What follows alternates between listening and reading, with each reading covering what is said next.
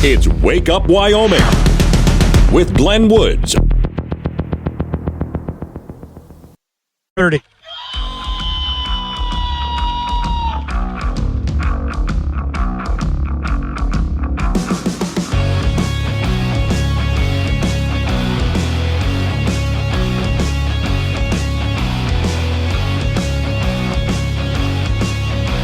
.06 the time. It's Wake Up Wyoming. It's a Tuesday, which doesn't suck as much as Monday. Today's show is sponsored by Armpit Hair Dye, because waving goodbye should be more colorful. And a lot of people think that that's just something that we've made up, but actually it is something you can buy and do. And some people do this like rainbow armpit. Hey, you know, whatever you're into. Warning, this show contains reference to guns, liberty, limited government, low taxation, the cult of climate change, free thinking, cigar smoking, short people, rubber chickens, Karen's bureaucracy, liberal buzzwords, tour runs, traffic, toilets, terrible jokes, and more. No apologies will be issued. Guest callers may express any opinion they want without fear of being canceled. Unless you're a loudmouth jerk like Dave, then Glenn will hang up on you. Strap in, hold on to your coffee, and feel free to participate. This disclaimer does not refer to every person named Dave, just one particular Dave from San Francisco. We know a lot of Daves. They call this show all the time, and they're great people. So don't call this program and complain that we use your name. That would be a real Dave move, Dave. Real quick, let's just take a look at the weather forecast. I know you've been hearing a lot about weather moving into the area, and it's one of those depends on where you are at this moment. So I'm going to draw a line down the center of the state. All right? If you are on the west side, you've got some winter weather that's come your way. It depends on where you are, too, because it's scattered about, but some people are getting some really good snow. Other people are getting some rain, bit of a mix. If you're on the eastern side of the state, well, up in the corner, Belle Fourche area, Gillette, you've seen some. I think it's even gone through Wright and Moorcroft in that area. Now, the good news is all the way up the I-25 corridor up through the Bighorns, and that includes Casey, Buffalo, Sheridan, especially where the fires are. They've been getting a lot of wet up there and a lot of cold snow, helping those fires put them out. Also, over in the Shoshone National Forest, and that's up in the Togeti Pass area, that's been getting a lot of snow all night long, which is a good thing. So we shouldn't hear much more about those fires. I would think when this event is over, keep you up to date on that. No impacts on road reported yet, but keep that in mind because we're not through this weather system yet. For those people in places like Casper and Douglas and so on that haven't gotten any of this weather system, it's coming at you. It's coming. It's not going to be, I don't think, as impactful as it has been up in the Bighorns or to the west of there, but you're going to get some of that anyway. All right, now, this is different. This is really, I saved this. I saw this yesterday, and I said, well, morning, Wolfie. Wolfie is in camping. Yesterday, you were speaking of different news outlets. You should check out Sky News Australia, and I do. I do read Sky News. There are some very different. It's difficult to find some good news in the United States, though. And by the way, I'm going to get Wolfie into some more news outlets that I've just given up on, including some conservative ones that I finally just said, that's enough. And I really have very few places I can go anymore just to get some good news. Now, on that note, this is, I think, probably one of the best stories that I've come across in a long time. I found this yesterday, and I saved it just for you, just for today. And I'm going to tell you, but hang on. I'm going to tell you now, but then later this morning, as more people join us, I'm going to go through this story again. Now, there's those people out there who want you to give up eating meat. I know, fat chance. And they want you to eat bugs and other such garbage things.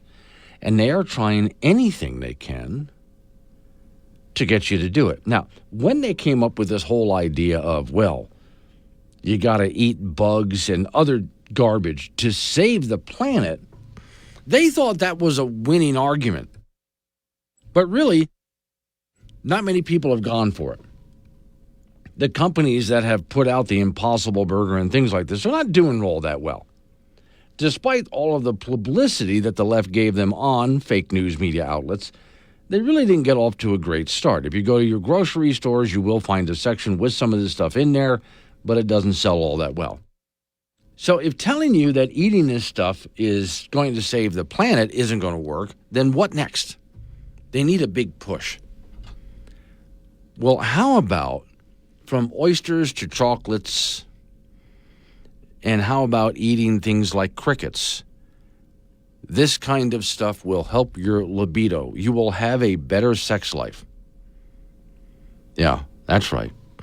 Our findings, they say, edible insects have high protein in them.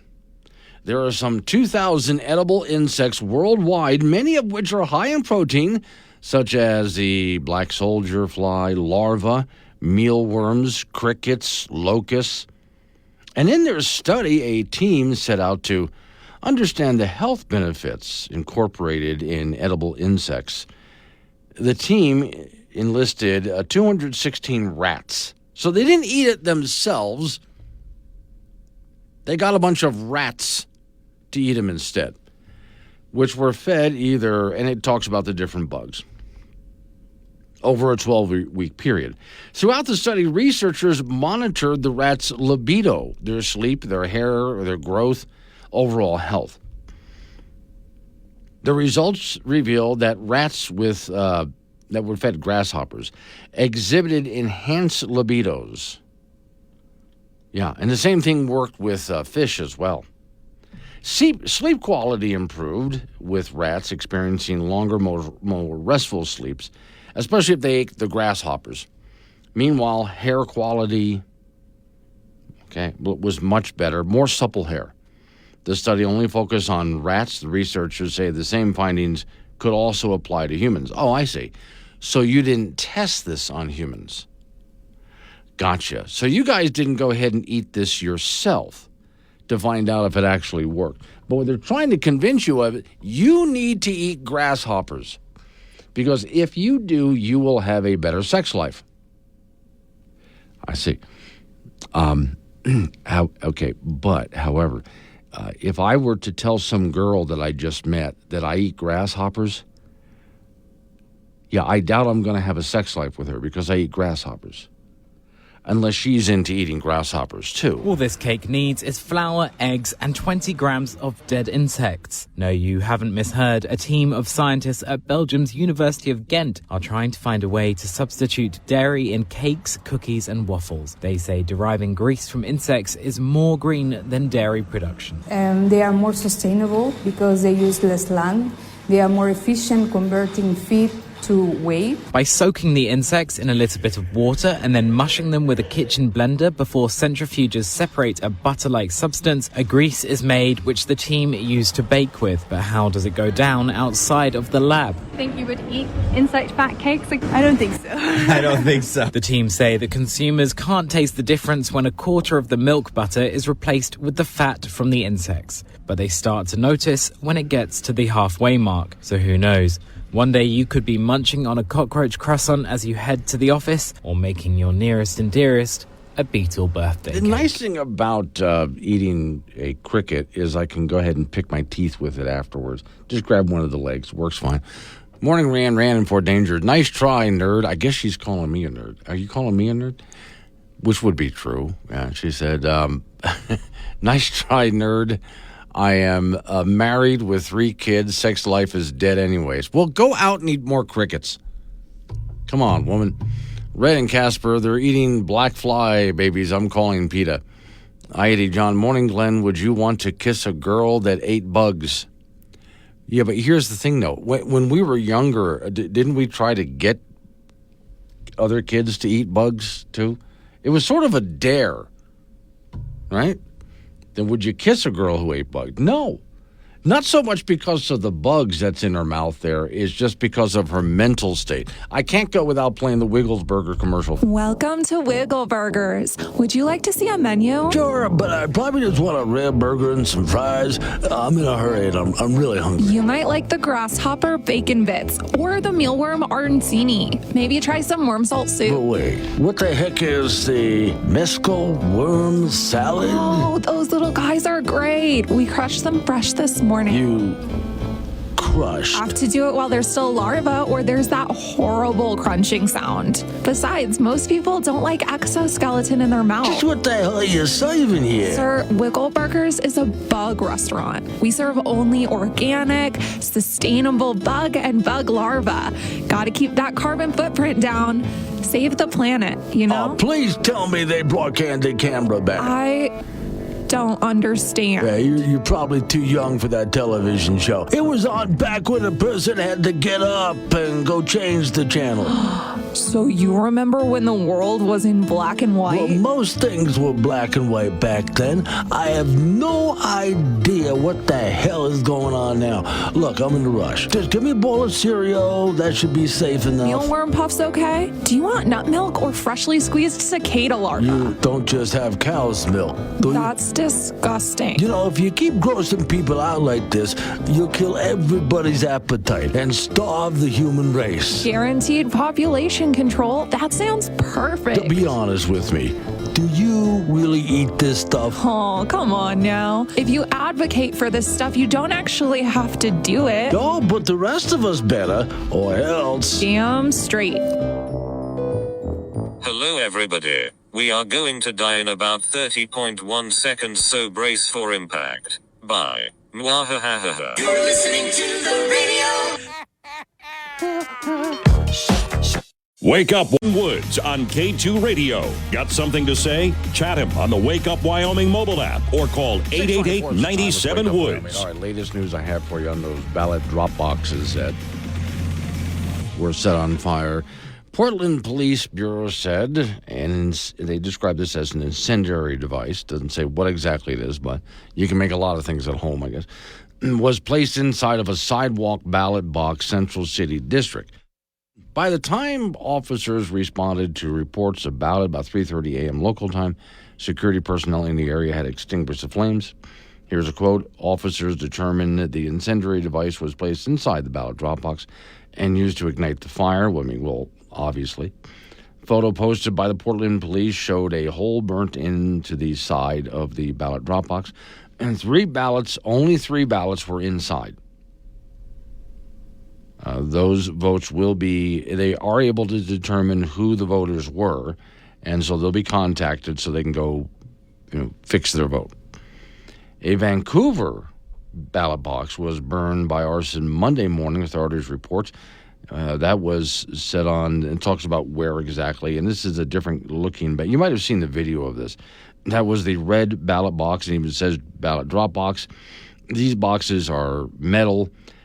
And let's see, Clark County election ballot box at the Fisher's Landing Transit Center was set on fire this morning. Clark County says hundreds of ballots were inside. So the first one, I thought, okay, only three ballots and they know who they were. The second one, he got hundreds of ballots inside. Clark County auditor, who administers the elections in the area, said hundreds of ballots were destroyed, but he did not know exactly how many. Officials will sort through those people who they can identify. They'll contact, come on back here and fix your votes. The ballots were destroyed in Vancouver. It injects, it says, a new element into the uncertainty of one of the most closely watched congressional races in the county, a Democrat representative, and it talks about who these people are. And we don't know, so don't worry about that so much. But okay, I still want to know who exactly. Whoever it is, and I know they're not listening to me right now, but not helping. And I don't care which side of the political spectrum you're on, not helping. Although, I do wonder if it has, remember the Mule documentary that was put out last year that it shows, or last election cycle, shows all of the ballots being brought and dumped into drop boxes, and the idea is that someone was stuffing the ballot box by stuffing the drop boxes, which is why many places don't want them.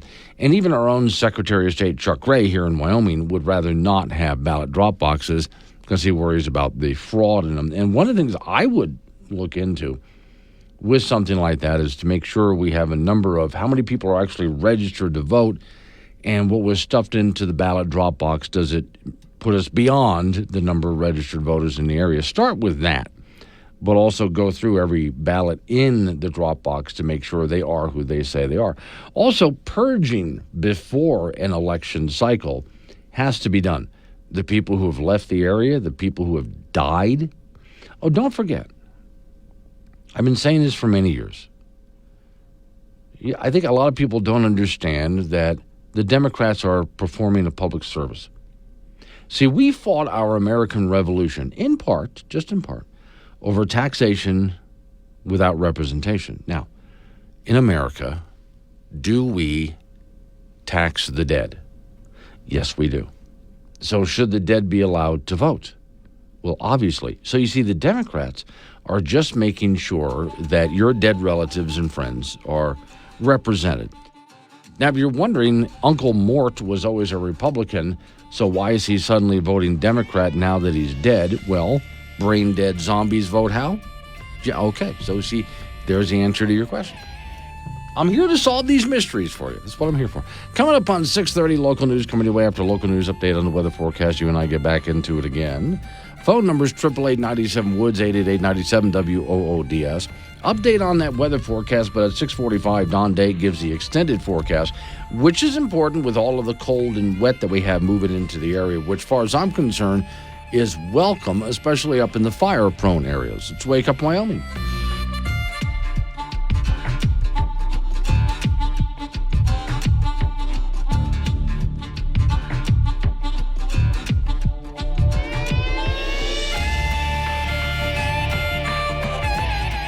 Polish off that tin hat. You'll need it for this one.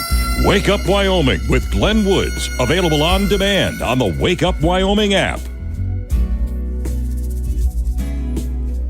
6:36 the time. It's Wake Up Wyoming. Still watching that winter weather. It's moving slowly across the state. So I really don't want to spend a whole lot of time on this, but it is worth mentioning, as I did yesterday, when it comes to the news media and the Democrats right about now, they're really stuck on anything they can to stop Trump, including calling him Hitler. So he has that Madison Square Garden event, and they try to attach it to, well, you know, was it 86 years ago, something like that.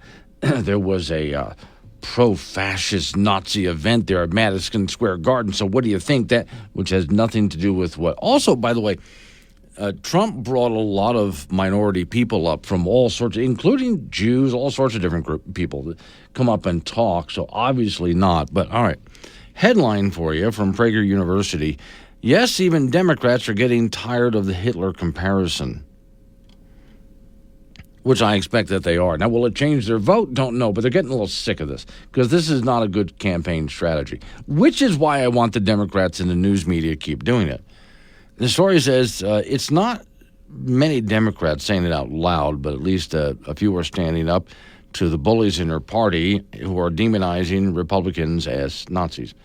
The level of rhetoric, it says, is off the charts, coming from a party that claims to want to unify the country. Oh, by the way, these are the same people who keep saying we need to tone down the rhetoric, and yet they're the ones screaming Nazi at everybody. Okay, so let me see. Whoopi claim. Oh, God. Okay, I'll play this real quick, but I promise I won't again. From The View, Whoopi Goldberg. I mean, I don't. Okay, I mean, let her mouth off a little bit, and she is, by the way, really unhinged and mouthing off in this one. But okay, let's see. Here we go. All of you talking about you. It's us. He's not going to, say, oh, you're with a white guy. I'm going to keep you from being deported. No, he's going to deport you and put the white guy with someone else. The man is out there. He's also, Okay, that's one of many things Whoopi Goldberg, and she was, you had to see her. Her eyes were just blaring, and she's talking about Trump, of course. The story says, many Democrats, media figures think this is perfectly normal because, well, Donald Trump criticizes murderers, rapists, Venezuelan gangs. He makes policy proposals that a vast majority of the American people approve of, like deporting illegal aliens, especially gangs, and apparently that just makes him a Nazi, right? So Byron Donalds, have no idea. This is CNBC, which I don't watch. So you don't see Harris's rally as kind of vitriol. You don't. Even Democrat officials at these rallies refer to Trump as Adolf Hitler. Here we go. Sure, go ahead. And this is what I think, to the extent that there are folks who, by the way, may agree with the policies of Trump, yes, but don't want to vote for Trump. And those, you know some of those people. The reason that they don't want to vote for Trump is because they see either in his character or the people who seem to support him seem to be engaged in that or willing to engage in that, right? Because what you don't see, you don't go to other rallies for Harris or see in a Harris rally that kind of vitriol. It just you see. Look, don't? I don't think you do. Kamala Harris spends half her time talking about her rival as Hitler, after he's been. There have been attempts on his life, not once, but twice. She's doing it right now. Every Democrat official at these rallies refers to him as Adolf Hitler. You got Hillary Clinton running around there hawking her book that nobody wants to buy, frankly. And she's talking about how this is akin to 1939. Are you out of your mind? You want to talk about rhetoric? Let's compare, but let me go back. We are talking about the comments of a comedian. Right. Okay, so he gets more into some of the things that were said at the Trump rally there. But I like that the answer, you don't? I mean, they're calling the guy Hitler, so even Democrats are getting a little bit tired of this. All right, good to see. Anyway, and I'm thinking I would still like to have the Democrats continue down this path, because if anything, this is how they destroy their party. And the news media as well. I do have some stories here about how the news media has been covering Trump compared to Harris and how bad it is. And the closer we get to Election Day and how really bad it is. And I want them to keep going down this path, because I've spent many years on a program like this program and others saying how bad the news media is, but I don't have to explain it to you or anybody else anymore. They're demonstrating it, and it's really gotten bad. Now, there's a few people who do fall for it, Greg and Laramie, for example, but the number of people who are watching this thinking this isn't even news anymore. They're not even covering news anymore in the media. And the Democrat Party is not offering anything, really, as far as proposals for what they can do to fix the nation, as broken as it is. I hear a lot of promises from Harris, but I don't hear any details about. She wants to bring down inflation. She wants to make sure you got a good job that pays well, but she has no idea how to do that. So she just says she's going to do those things, but never explains how she's going to get those things done. And then her next line is Trump is Hitler. And this is supposed to be a winning campaign. Well, it's not going to be, which is why I want them to continue doing what they're doing. It's just a perfect way to destroy not only the Democrat Party, but the fake news media. Do I point out that it's not cow? Like, hamburger is a pig. Everyone knows ham comes from pig. Holy Moses on a rocket-powered pogo stick. Bless her heart. Wait till she finds out about buffalo wings. It's going to absolutely blow her damn mind. If it matters in Wyoming, it matters to Wake Up Wyoming with Glenn Woods. Call Glenn at 888-97-WOODS and make your voice heard. AM 1030, K2 Radio. Frank Gambino is waiting by.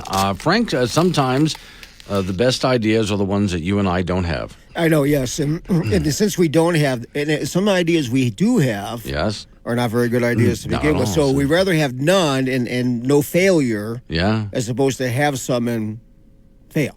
Okay. So this has to do with the guy who calls himself an artist? Oh, the guy who calls himself an artist. Okay. And then he taped a banana with duct tape to a wall. And called it art? And someone paid him $120,000 Oh, for it. my God. Okay. That was back in 2019. Now he's doing it again. But this time he wants $1.5 million. This guy is laughing his rear end off all the way to the bank. Yeah. He's like, wow, that took me about a minute to think about that idea, and then another minute to make it. Yes. And then the number of idiots that are out there. Oh, we have plenty. The number, seriously, that will go ahead and pay for something like this. Now, he does admit that he did it to be funny and to make a point. And I think he certainly did. But can you imagine, like, you ever see those pictures of these people that are in art museums and they're staring at the picture, looking for that hidden meaning, something, and it has all this other stuff, and this is a banana And taped to the wall. Exactly, and all these people are going, it affects me. It does in some way. Oh, I'm sure you're affected, pal. I'm sure you are. It's like when someone takes just some paint and throws it at a canvas. They've done that too. Oh, my favorite one is the blank canvas. Yeah, right. And you're supposed to create your own picture.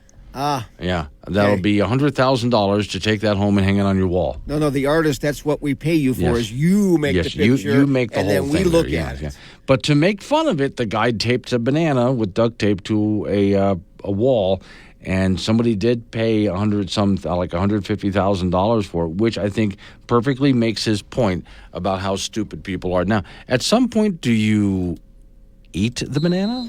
No, I don't know. I would hope not. Well, the lost season for the Wyoming Cowboy football team continues on Saturday. They'll travel to New Mexico for their next game. Folks are coming off an embarrassing loss to Utah State, 27-25. They dropped them to 1-7 overall, and Utah State was 1-6 coming into that game on Saturday. Head coach Jay Sawvell finally will insert redshirt freshman quarterback Caden Anderson as the starter versus the Lobos, and that should have been done games ago. Anderson threw for 182 yards in Saturday's contest, and Devin Swoboda, the previous starter, was not very effective again. He looks to be way over his head in this deal, and with 7 interceptions and his completion rate of below 50%. More than a few fans think that head coach Jay Sawvell is in over his head. Some of his decisions on Saturday with time clock management, personnel moves, and just general lack of execution from the team in general the entire season has made him a target of criticism. New Mexico comes in at 3-5 overall, 2-2 in Mountain West play. And that'll be a 2 p.m. kickoff in Albuquerque on Saturday. We'll have that for you on KT Radio in Casper and KOWB in Laramie. First round of the high school football playoffs will be Friday and Saturday around the state. In 4A, it'll be Oil Bowl 2 in Casper as 4th-seeded Natrona will host 5th-seeded Kelly Walsh. Sheridan, the top seed, will host Laramie. Campbell County, the 2nd seed, will host Rock Springs. Cheyenne East, the 3rd seed, they will be at home to take on Thunder Basin. In 3A, Douglas is the top seed from the east. They will host Evanston on Friday. Star Valley is the top seed from the west. They'll be at home to meet Lander. Riverton is the 2 seed from the east. The Wolverines will host Powell. Cody is the 2 seed from the west. The Bronx will be at home to take on Torrington. In 2A, Bighorn is the 1 seed from the east, so the Rams will be at home on Friday to take on Worland. Mountain View is the 1 seed from the west. They'll host Wheatland on Friday. Newcastle is the 2 seed from the east. They'll take on Cokeville coming up on Friday. And Lovell is the 2 seed from the west, and they will draw Burns in the first round in Lovell. In 1A, 9-man, Shoshone, the top seed from the west, hosting Saratoga on Friday afternoon. Lingle Fort Laramie, the top seed from the east. The Doggers take on Wind River in Lingle in that game. The 2 seed from the west is Big Piney. They have a Saturday afternoon game against Southeast, and Pine Bluffs is the 2 seed from the east, hosting Grayville. Finally, in 1A, 6-man, Burlington is the 1 seed from the north, draws Farson Eden on Friday afternoon. Little Snake River, the 1 seed from the south, will take on Matiti Friday afternoon.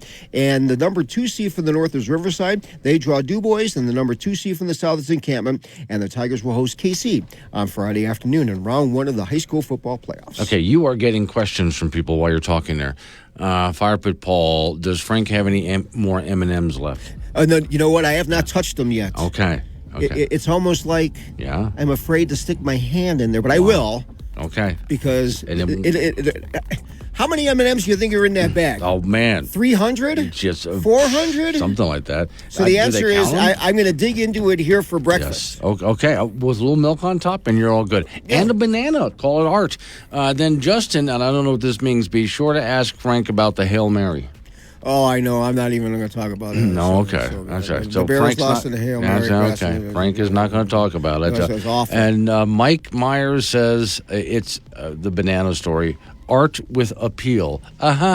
Everybody funny. You funny, too. I funny. It's Wake Up Wyoming.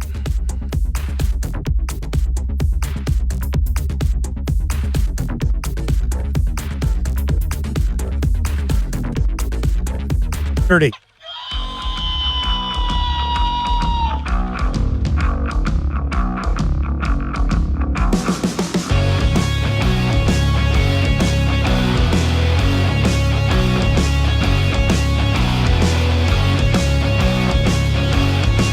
Six at the time. It's Wake Up Wyoming. It's a Tuesday, which doesn't suck as much as Monday. Today's show is sponsored by Armpit Hair Dye, because waving goodbye should be more colorful. And you know everything. If someone has armpit hair dye, you know everything you need to know about them. No need to ask any questions. Warning, this show contains reference to guns, liberty, limited government, low taxation, the cult of climate change, free thinking, cigar smoking, short people, rubber chickens, Karen's bureaucracy, liberal buzzwords, tour runs, traffic, toilets, terrible jokes, and more. No apologies will be issued. Guest callers may express any opinion they want without fear of being canceled. Unless you're a loudmouth jerk like Dave, then Glenn will hang up on you. Strap in, hold on to your coffee, and feel free to participate. This disclaimer does not refer to every person named Dave, just one particular Dave from San Francisco. We know a lot of Daves. They call this show all the time, and they're great people. So don't call this program and complain that we use your name. That would be a real Dave move, Dave. Now, before I get into the next story, I'm just going to go ahead and pick on Miss Mary for just a moment. I'm sure Miss Mary will understand. See, we had conversation when she first showed up for work. I had, you know what time I get here, a little before 2 in the morning, and I had gotten everything done early. I was way ahead of the game this morning. And when I got it all done, I'm noticing I am really early. Not a little bit, but a lot. And so I put my feet up on the console here, and I'm leaning back in my chair wondering, okay, so with this time that I have available to me, I should, and that's all I remember, because I woke up about 20 minutes later. Fell asleep right here in my chair. I've never done that in the studio before, but I just sort of just dozed off for about 20 minutes. Wake up, still have loads of time before I get on the air. But that was really weird. I guess I needed the nap. So we get into this conversation about what she would do if I ever did fall asleep on air, right? And she said I could expect, we have this little program that we use here to chat with each other because she's not in the same room with me. She's down the hall there. And she would just start sending me all these little text messages to see if I'm okay. But I was noticing in her explanation at no time would she come down the hallway to see if I was okay. So I could have a heart attack and slump over the board and I'm dying. And she's just going to be texting me, hey, doing in there? You okay? Well, last hour, while I was on the air, now this show is on several radio stations. She listens to the show live on an FM station. And something went wrong and there was dead air. And she did exactly that. I start getting text messages asking me if I'm okay. What's going on? Did I fall asleep on the air? But at no time did she come in to check on me to see, did Glenn have a heart attack or something like that? Did somebody break into the building and kill him? No clue. Did she come in and poke me with a stick? No, not at all. Just, how's it going in there? You okay? Everything fine? So we know that how it's all going to end here. Let's just get this out of the way. If at some point when I pass, I would like to do it at home in bed asleep and I just forget to wake up. But if that happens on the air, you can expect dead air right up until 10 o'clock in the morning when the next show comes on.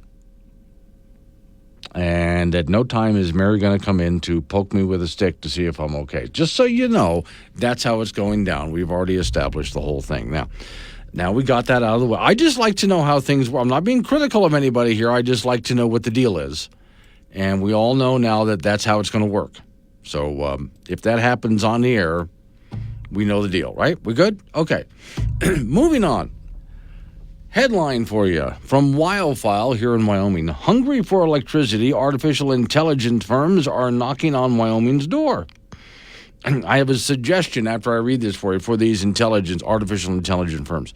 The artificial intelligence revolution, it says in quotes, that's already reshaping business, culture, and economics globally, comes with high electricity demands, creating a myriad of potential opportunities and windfalls and pitfalls from Wyoming. And there's a lot of companies that do want to locate here in Wyoming for a number of reasons, but also the cool weather we have compared to the rest of the country. Also, lower regulation, no state income tax. And we're always looking for the next great industry to come to Wyoming. And so if server farms want to come here, by God, let them come here. That's fine. The story says that was the theme of a recent legislative committee discussion in Cheyenne. But so far, lawmakers are unsure how the state might navigate the waters beyond where it's charted. In other words, they're going to need a lot of electricity. Is the unprecedented electricity demand an opportunity to extend the life of aging facilities that burn Wyoming coal, the stories ask? In which case, I've been saying all along, yes. Because if they want enough electricity to run artificial intelligence. And apparently these server farms, if they build them, would be huge, demanding a lot of electricity. And I'm okay with that. That's fine. But you're not going to get that, as you know, from wind and solar. We're going to get that from reliable forms of electricity, like coal and natural gas, right? Will it ignite a nuclear power generation industry and receive Wyoming's uranium and mining industry beyond years beyond its time, the story asks? Or will it see a sea of wind turbines across the landscape? I don't think so. I think some companies might try. There's one company that wants to build a artificial intelligence server farm. It would be east of Cheyenne. And along with that, they want to put up a massive solar farm, but it's not going to work. So they're going to have, even if they try it, they're going to have to go for some reliable form of energy, which would be coal and natural gas, which, by the way, we have an abundance of, right? The story says, through the corporation's elections political subdivision committee here in Wyoming, they're considering a draft bill related to the issue, a measure to give utilities more negotiating powers when it comes to contracting with these clients. Members declined to move forward as a body. Instead, the panel agreed to continue exploring the large, complex nature of what artificial intelligence might have in store for the state of Wyoming. Regardless of where the data centers are built in the United States, the story says Wyoming will be likely called upon to feed the surging power demand. Wyoming exports more than 60% of its electricity to customers in other states, according to federal data. And that's likely to continue, whether coal, wind, nuclear, or other sources of energy. So data centers, which essentially are warehouse rows of computer servers, require a lot of power. Though the industry is making strides toward great energy efficiency, there's going to be a burden here. So if they do this, and I think they will, and they build more and more server farms in Wyoming to feed artificial intelligence, and again, I am not opposed to the idea. I think that's just fine. They're starting to have the discussion about how they're going to power all of this. And this is where I come back to, and our legislators need to be on board with this. They really do. To turn to these companies and say, look, whether you build your big server farms in Wyoming or somewhere else, you're going to want power from us. And trust us when we tell you, if you want affordable, reliable power, enough with the wind and solar already, that's enough. You're going to want what's affordable and reliable. Okay? So your wind and solar is not going to cut it. We're just going to have to look into other means of energy for you, like coal and natural gas and nuclear, to name just a few. And so some of these companies are still virtue signaling. They want to be at the edge of this technology because this means they will get stinking rich beyond your wildest dreams. And they want that. But on the other hand, they want a virtue signal about saving the planet. So you're just going to have to pick one, aren't you? Hey, you should try our new prescription medication. Side effects include sneezing, wheezing, labored breathing, trouble speaking, sleeping, eating, hemorrhages, internal bleeding, feeling short of breath, nausea, dry mouth, cough and fever, blockages of the ureter, choking, bloating, tremors, seizures, coma, stroke, or death, mood swings, muscle aches, weight gain, fugue states, osteoporosis, sudden psychosis, supercalifragilisticexpialidocious, masochism, vampirism, sudden necromanticism, phantom limbs, fanaticism, chronic deja vu, transient telepathy, changes in your destiny, ancient forms of leprosy, chronic deja vu, loss of hair, weight, smell, taste, balance, vision, hearing, strength, loss of memory, will to live, sense of self. Do not take this medication if you are pregnant, breastfeeding, or a human person. Ask your doctor if it's right for you. It's Wake Up Wyoming with Glenn Woods on AM 1030 K2 Radio. Join the show at 888-97-WOODS. 7:21's the time. It's Wake Up Wyoming. Okay, so I did notice as last Friday I was just getting off the air. I'm in Cheyenne, Wyoming, and the studios for KGAB are right there in downtown on Capitol at the A&B Bank Building, for those who know the area. And so it's just 2 blocks from the Capitol. And as I'm walking around the building to go to my car, I look over, and there's the courthouse where people are lining up to vote. And I voted there before in the past. And I'm looking at this thinking, wow, there are people snaked all the way out, down the sidewalk, out the building, around the corner, down the sidewalk. I think I've never seen that many people pre-election time. I mean, voting early. And I always vote a little bit early only because I don't like doing lines. I really don't. So I'm looking at this going, wow, this is like a line I'd expect to see on Election Day. So yesterday, I decided as long as I was real close to City Hall, and this time I'm not there, I'm in Casper. So I decided I'll just go ahead and vote. I'm here. I'll just go vote. And then I walk in and, wow, there's a line. Holy cow, how long has this been going on? All right, so when I get home, some people have left some notes on social media. Have you noticed the lines? And these are lines from Monday for some places around Wyoming, including some people who were, let's say, up in Gillette, as an example.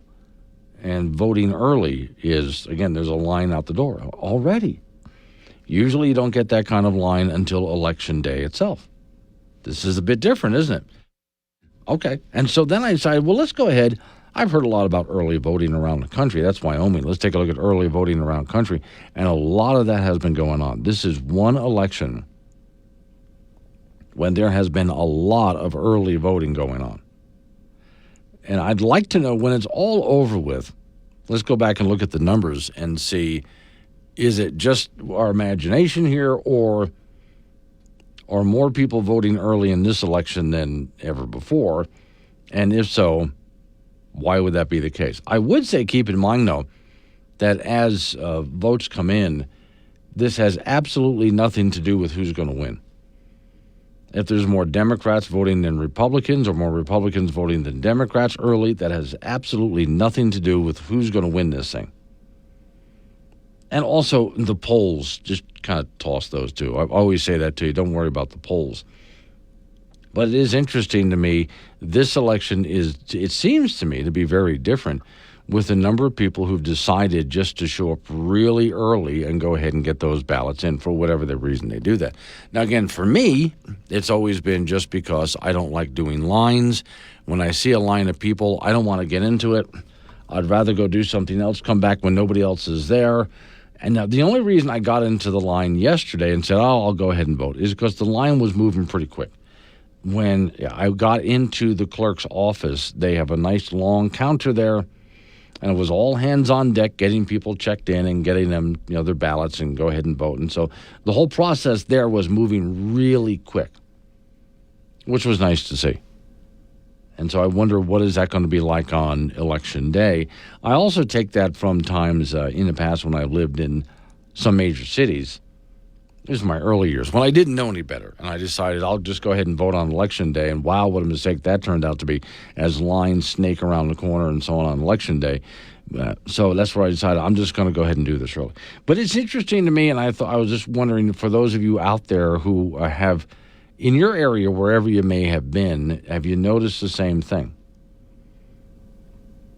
Because I'm thinking of 3 or 4 different places. Well, the 2 places that I've seen myself in Wyoming, but then the pictures that I've seen people post online, because quite a few people who've been in these long lines are posting pictures of voting early where they are in Wyoming and in surrounding areas. So let me see.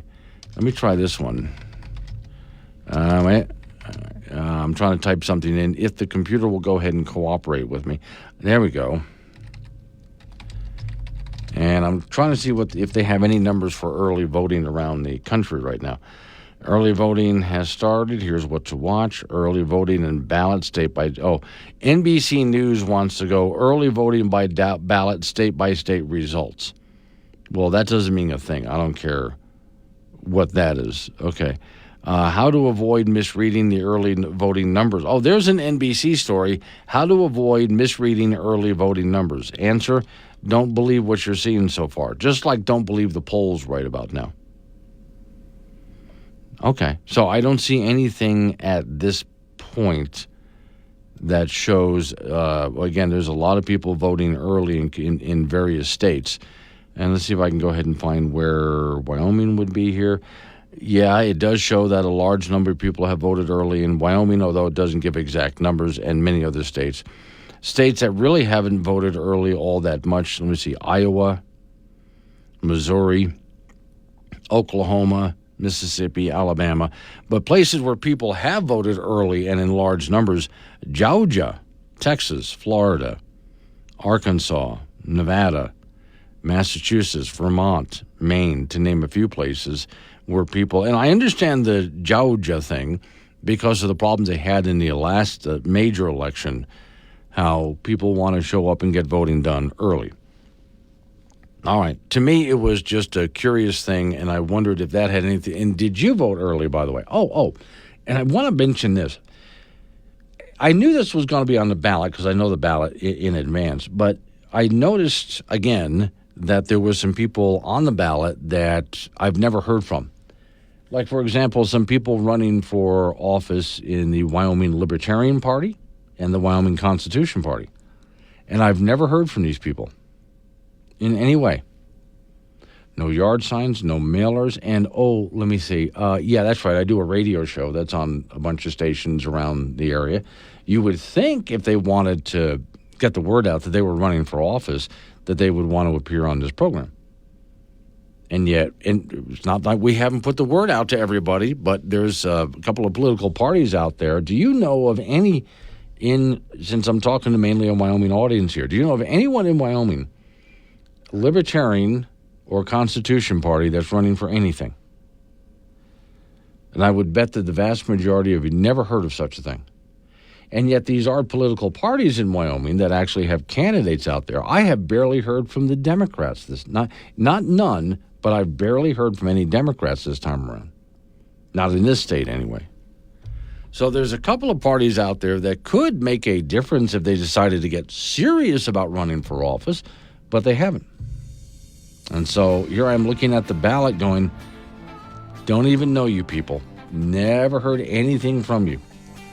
And yet here you are on the ballot running for political office in my state, and I don't think you really are running. I don't think you're taking this seriously at all. All right, coming up on 7:30, local news coming your way after local news update on the weather forecast. Don Day comes on at 7:45 with that extended forecast, which we're going to need to hear because some areas are going to get a whole lot of snow. Greg from Cheyenne. My daughter and I voted yesterday. There was a line, but it moved right along, only 30 to 40 minutes. People in line were pleasant. Yes, I did notice that. That's why I went ahead and voted anyway, Greg, because at least the line was moving. We weren't just standing still. But still, 40 minutes is a long time to wait in a state the size of Wyoming.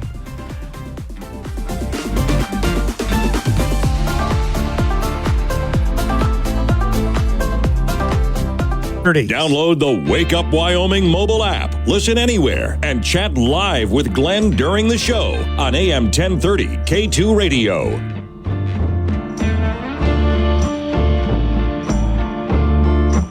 Time is 7:36, Wake Up Wyoming. At 7:45, I'll have Don Day on. He talks about the weather moving into the area, which in some areas has shifted up some. Some areas are getting exactly what he said. A few other areas, there's a little bit of confusion as to what you're going to get. 7:45, Don Day's on. We'll talk about all that. Here's what I was talking about just a couple of minutes ago. So, of course, before I go to vote, I already know what's on the ballot because, I complain about people who don't. But still, I'm looking at this again. And I'm thinking, really, where are these people? So if there's any out there, I would love to know. So there's Wyoming's Libertarian Party. Now, the first time I found out there was a Libertarian Party in Wyoming, I was in Cheyenne, and I'm walking down by the Depot Street there, where in the summertime, or late summer, they have their farmers market, which I love going to. And I came across a table with a guy who was supposed to be president of the Wyoming Libertarian Party. And the setup on the table that he had there was not really good. He's supposed to be handing out pamphlets and talking to people about the Libertarian Party. And when I was asking him about that, I was like, do you have any social media, really? Do you have a website? Well, they do, but nobody really knows how that stuff works. And that's okay. Constitution Party guy I ran into sometime later, same thing. So in case you didn't know, as you go to fill out the ballot for the United States Senator for the state of Wyoming. There, of course, is Republican John Barrasso, right? Then there's the Democrat, Scott D. Morrow.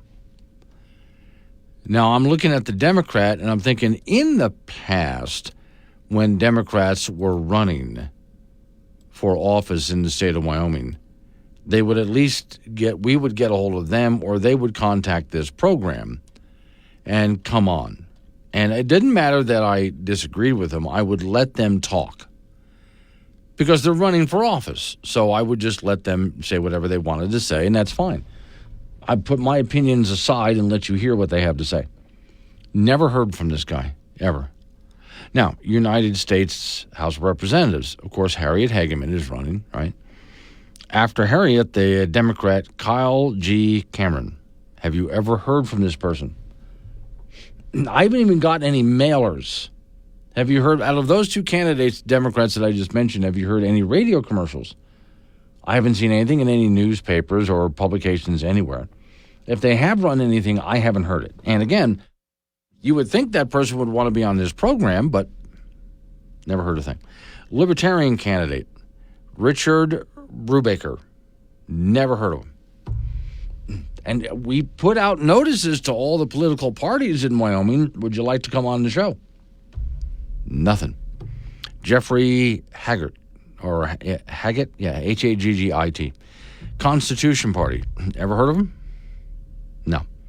Running for Wyoming U.S. House of Representatives. I don't see that any of these people are even remotely serious about running for office. Now, as I run down the ballot here in the state of Wyoming for Wyoming House of Representatives and the Wyoming Senate, and most of it goes Republican, Republican, Republican. There's a Democrat now and then, Republican, Republican, Republican, with a Democrat now and then. And so you understand the way this is going to go. But then we have to have the discussion out of the Republicans there, how many are actually Republicans and how many went ahead and put a R by their name because they know they're not going to get into office unless they have an R by their name. And there's quite a few people I've met over the years who honestly are not Republicans. They just put the R by their name to get elected. There are a few people in the Wyoming House and Senate who honestly do consider themselves to be conservative Republicans, but I can honestly say they don't know what that is.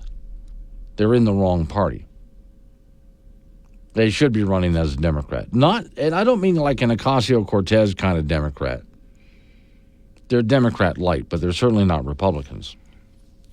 So this is always a concern of mine when it comes to, I would like to, and I keep hearing about a two-party system. You've heard about this too. We have a two-party system in the United States. Well, there's actually far more than two political parties in the United States, and there's more than two political parties in the state of Wyoming, for that matter. There's four.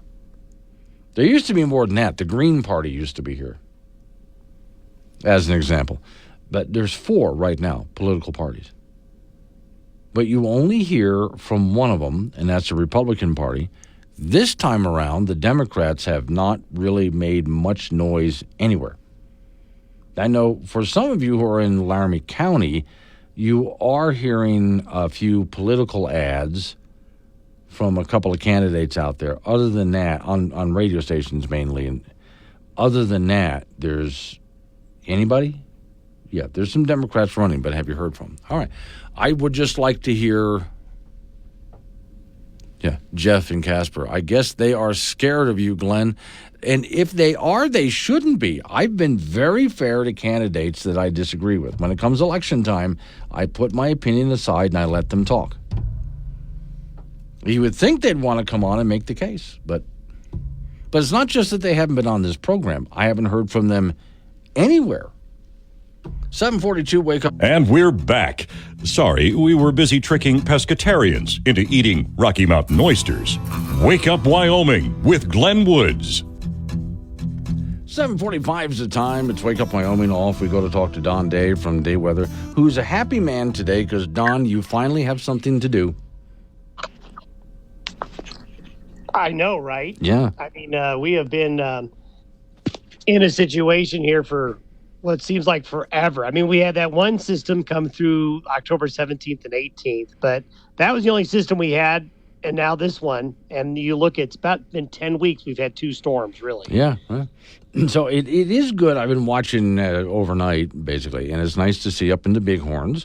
They're getting a whole lot of snow right where they need it. Same thing with the Togety Pass area and some other fires out there. Now, when we take a look at the base of the Laramie Range, this is where there's been a little confusion with people I've talked to about who's just going to get wet rain, and maybe a mix.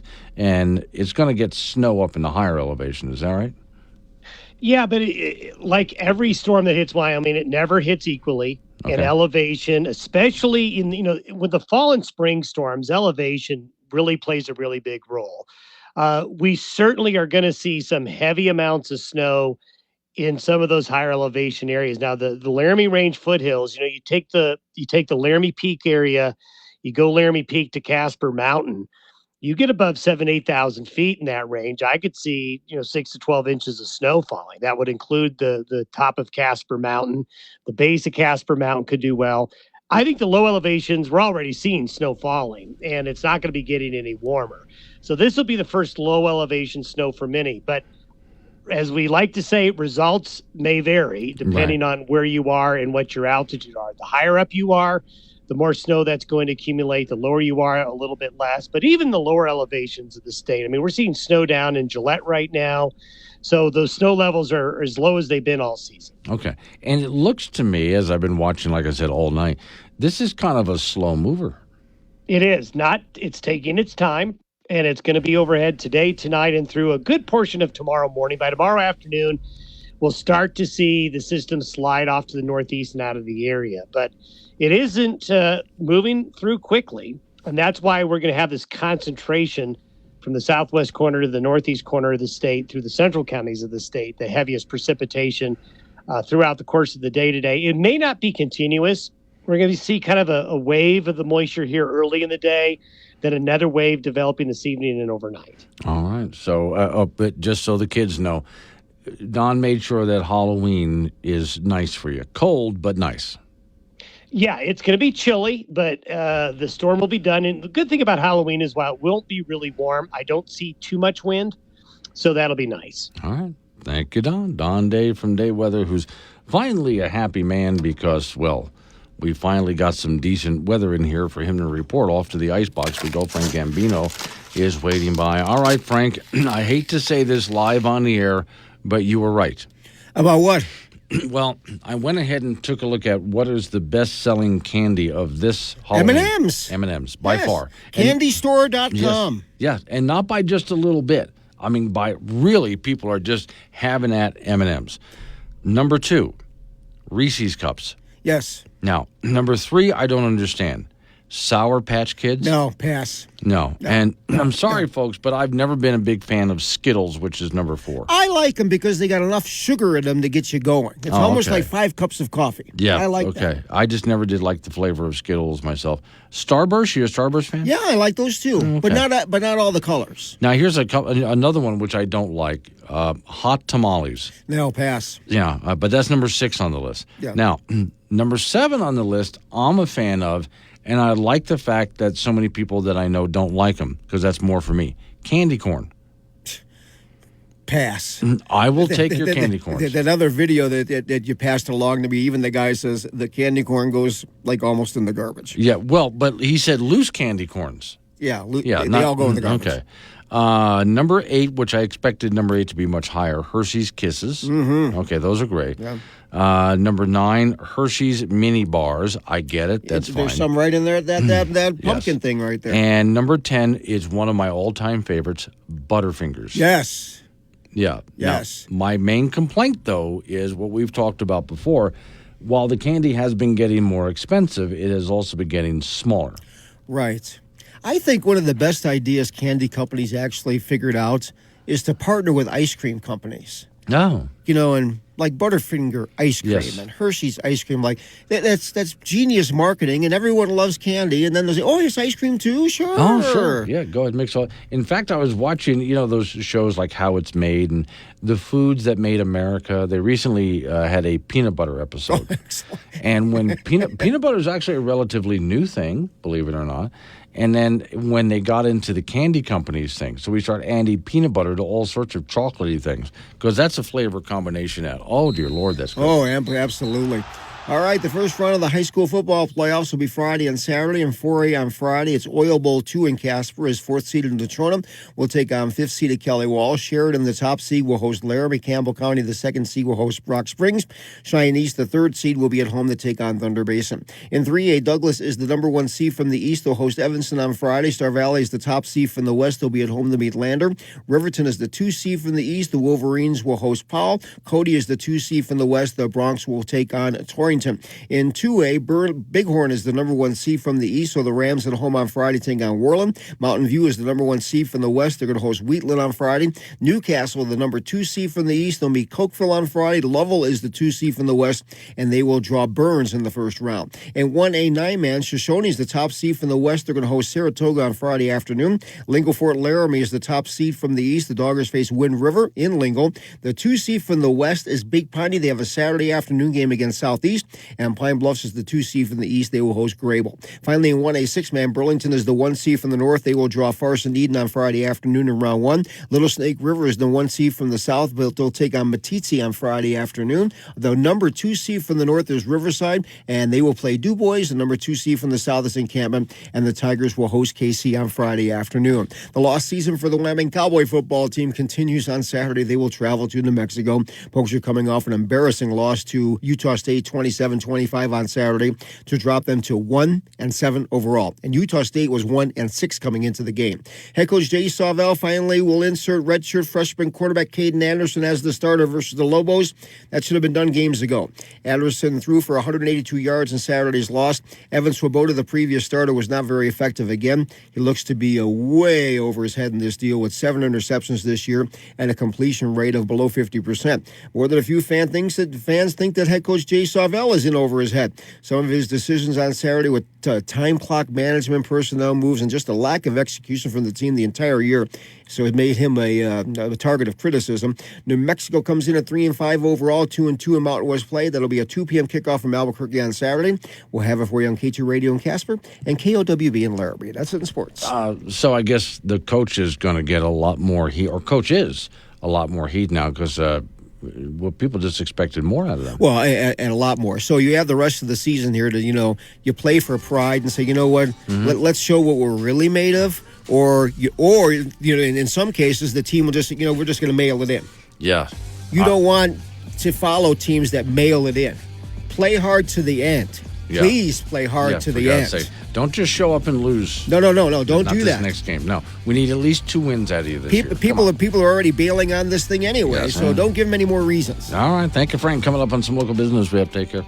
Let's see. Good morning. Been a minute. Larry and Casper. Hello, Larry. And let's see. There's Milo in Fort Danger. Candy corn mixed with dry roasted peanuts. Awesome. Haven't tried that. I'll have to do that. Jones and Casper, happy birthday, Glenn, a day early. Yes, that's tomorrow for me. Oh, my Lord, I hit the big 6-0. I want to talk about it. It's Wake Up Wyoming.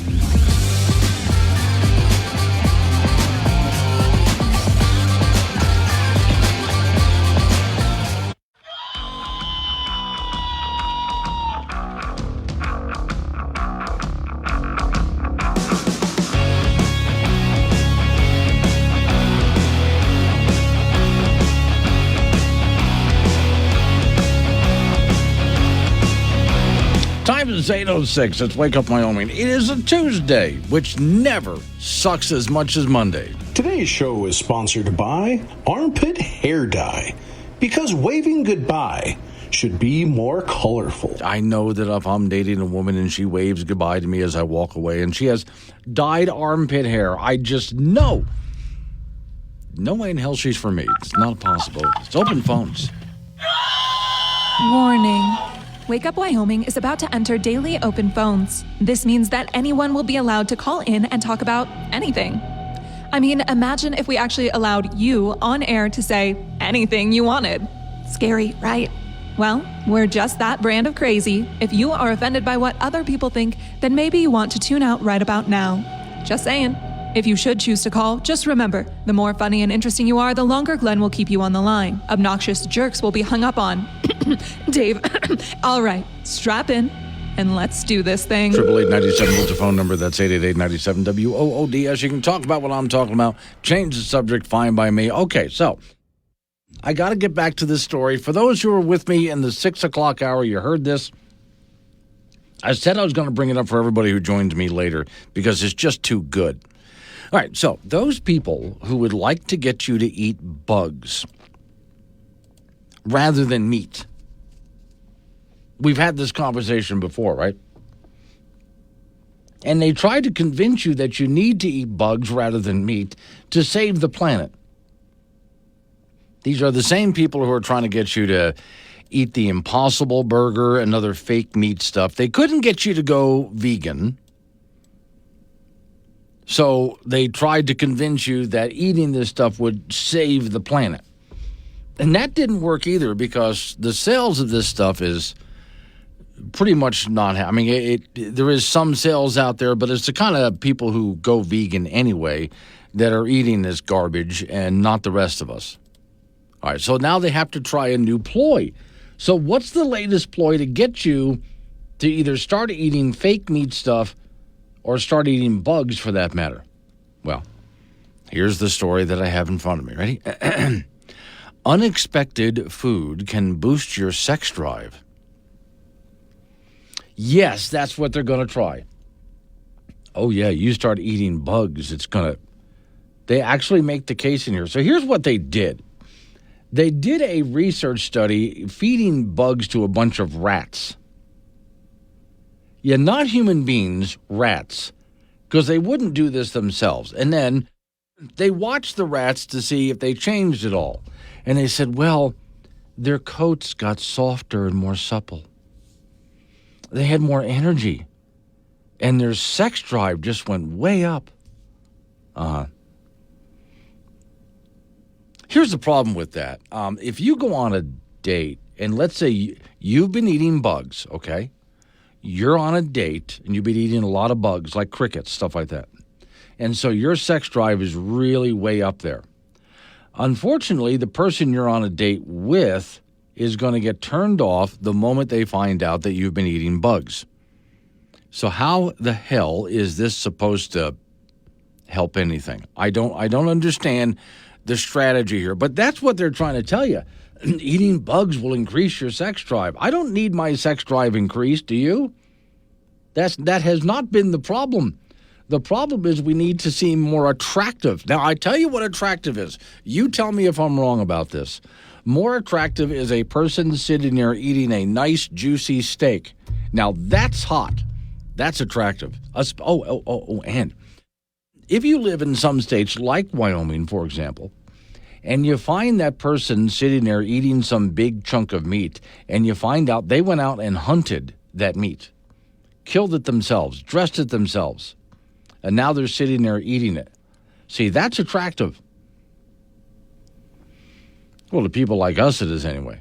But if you turn to someone and say, yeah, I eat mealworms, I eat biscuits, I mean bug biscuits. I mean, I eat, with the little legs sticking out of the biscuit, that kind of a thing. I eat crickets, stuff like that. Is that, again, I don't care how, I doubt their study anyway. I doubt that eating these bugs is going to make you, your libido is going to get charged up because of it. But they missed the issue. It makes you less of an attractive person. But this is the latest ploy to get you to eat bugs. So I'm going to read part of the story because I know some of you aren't believing me, but here's the story. Unexpected food can boost your sex drive. Again, the drive is not the problem, but okay. For oysters to chocolates, many foods are regularly touted as powerful aphrodisiacs. But if you really want to boost your libido, a new study suggests an unusual alternative. Research has revealed that eating grasshoppers can improve your sex drive. And what's more, this dietary change can also improve sleep, hair quality, and overall health. Quote, our findings highlight the significant potential of edible insects. Here again, they're just trying to get you to eat more. There are some 2,000 edible insects. Do you care? I don't care how many edible insects there are. It's all gross. In their study, the team sent out to understand the health benefits So they enlisted 216 rats. See, not human beings, which were either fed, and it talks about the different kinds of insects, including crickets and things like this, grasshoppers. The results reveal that the rats fed with grasshoppers exhibited enhanced libido. Sleep quality also improved, with rats experiencing longer, most powerful, restful sleep. And again, there's that libido. Here's what I would... Okay, so could you get... if let's say your libido is just fine, but you want to get the person that you're interested in, you want to get them more active. Can you convince them to start eating bugs? Look, if you can convince that person to start eating bugs, then you can convince them to do anything. So I really doubt that you need bugs in order to hook up with them. Because you can already get them to do anything if you can get them to eat bugs. So I don't think that's good. I just don't think these people understand how this works. I really don't. Welcome to Wiggle Burgers. Would you like to see a menu? Sure, but I probably just want a rib burger and some fries. I'm in a hurry and I'm really hungry. You might like the grasshopper bacon bits or the mealworm arancini. Maybe try some worm salt soup. But wait, what the heck is the mescal worm salad? Oh, those little guys are great. We crushed them fresh this morning. You crushed? Have to do it while they're still larvae or there's that horrible crunching sound. Besides, most people don't like exoskeleton in their mouth. Just what the hell are you saving here? Sir, Wiggle Burgers is a bug restaurant. We serve only organic, sustainable bug and bug larvae. Gotta keep that carbon footprint down. Save the planet, you know? Oh, please tell me they brought Candid Camera back. I don't understand. Yeah, you're probably too young for that television show. It was on back when a person had to get up and go change the channel. So you remember when the world was in black and white? Well, most things were black and white back then. I have no idea what the hell is going on now. Look, I'm in a rush. Just give me a bowl of cereal. That should be safe enough. Mealworm puffs okay? Do you want nut milk or freshly squeezed cicada larvae? You don't just have cow's milk, do you? That's disgusting. You know, if you keep grossing people out like this, you'll kill everybody's appetite and starve the human race. Guaranteed population control? That sounds perfect. To be honest with me, do you really eat this stuff? Oh, come on now. If you advocate for this stuff, you don't actually have to do it. No, but the rest of us better, or else. Damn straight. So, let me see. Wiley and Casper, did you hear about the food scientifically proven to reduce a woman's sex drive by about 90%? It's called a wedding cake. Yeah, okay. Milo and Fort Danger. Rats eat bugs already, and they're in a clean environment. So, of course, they're going to be better rats all around. You're right. Okay. So what he's basically saying is here's a bunch of rats that are in a lab. They're in a clean environment. So, of course, they're already going to be healthier, right? Yeah. And with nothing left to do in that clean environment, they're going to have a healthier libido, too. I noticed they didn't do this test with humans. I want them to go to some nightclub with a bunch of, like a bowl of crickets, and start eating that and convince some woman to have the crickets, too. And let's see what happens.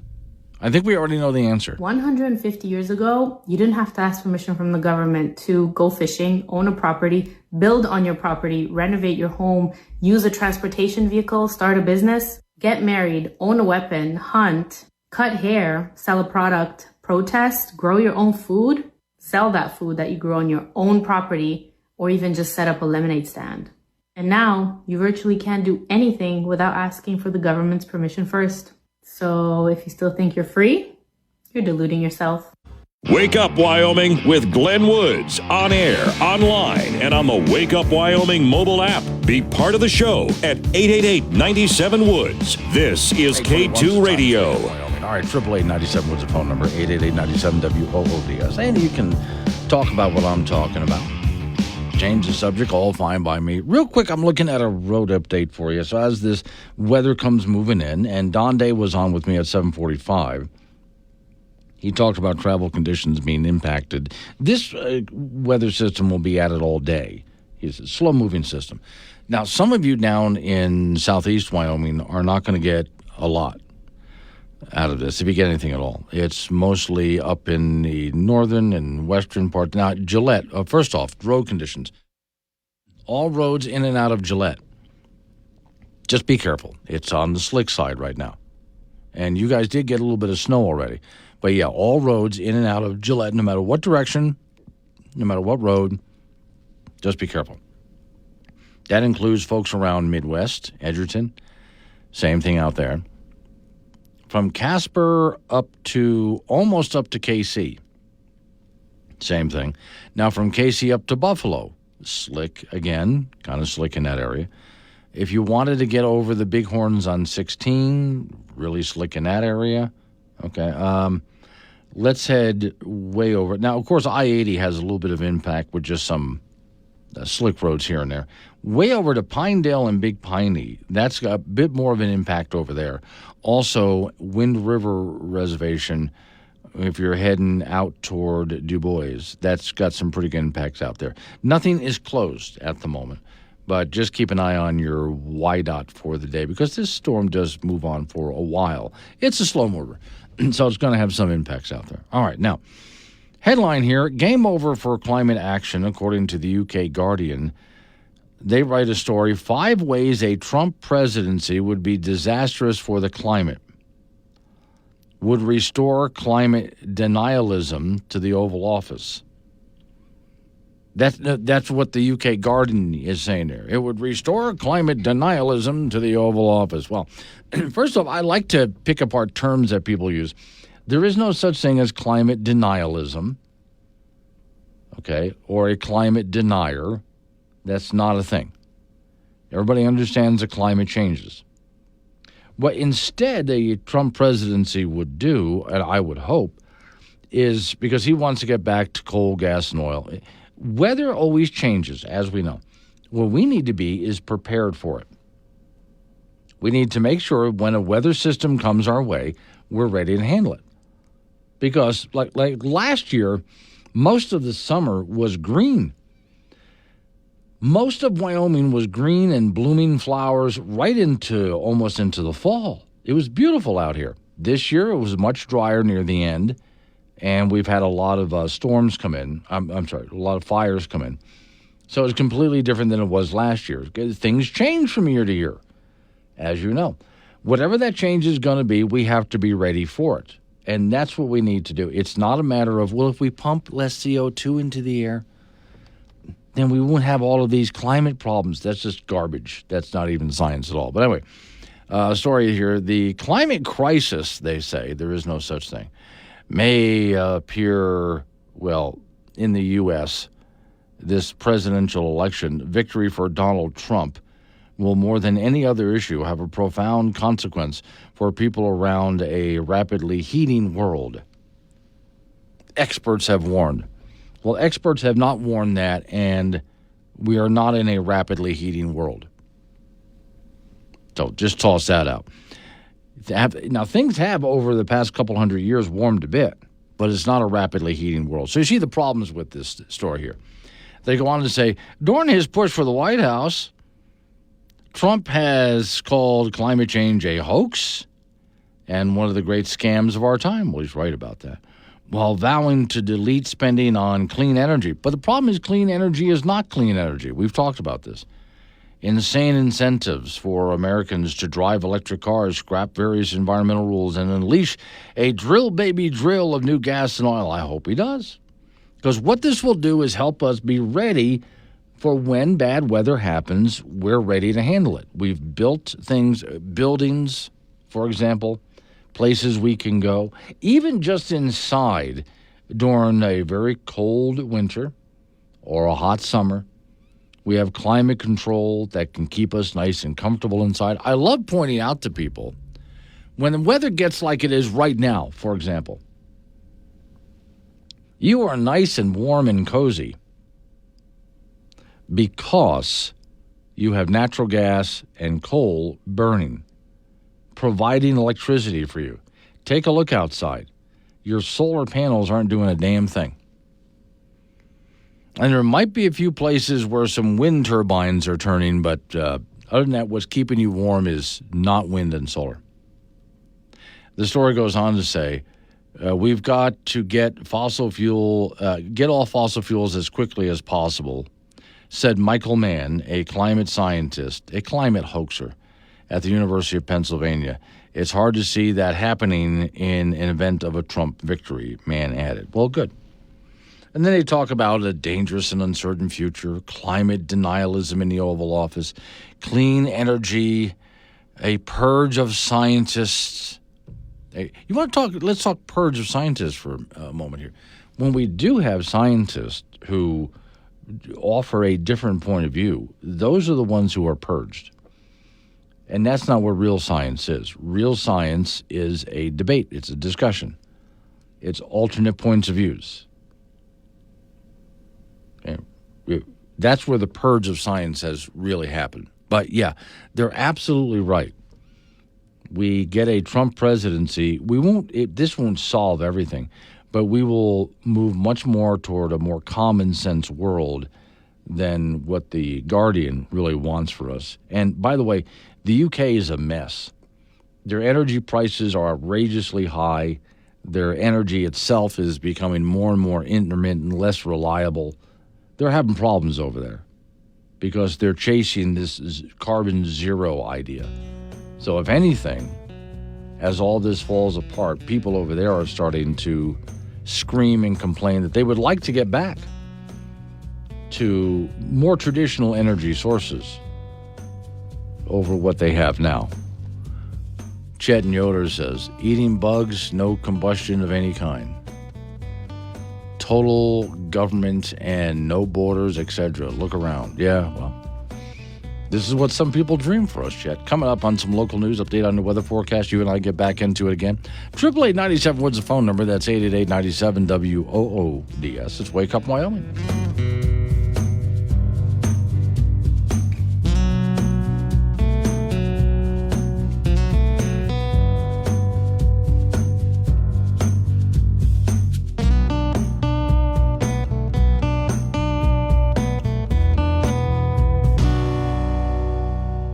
Low 30s. Wake up, Wyoming.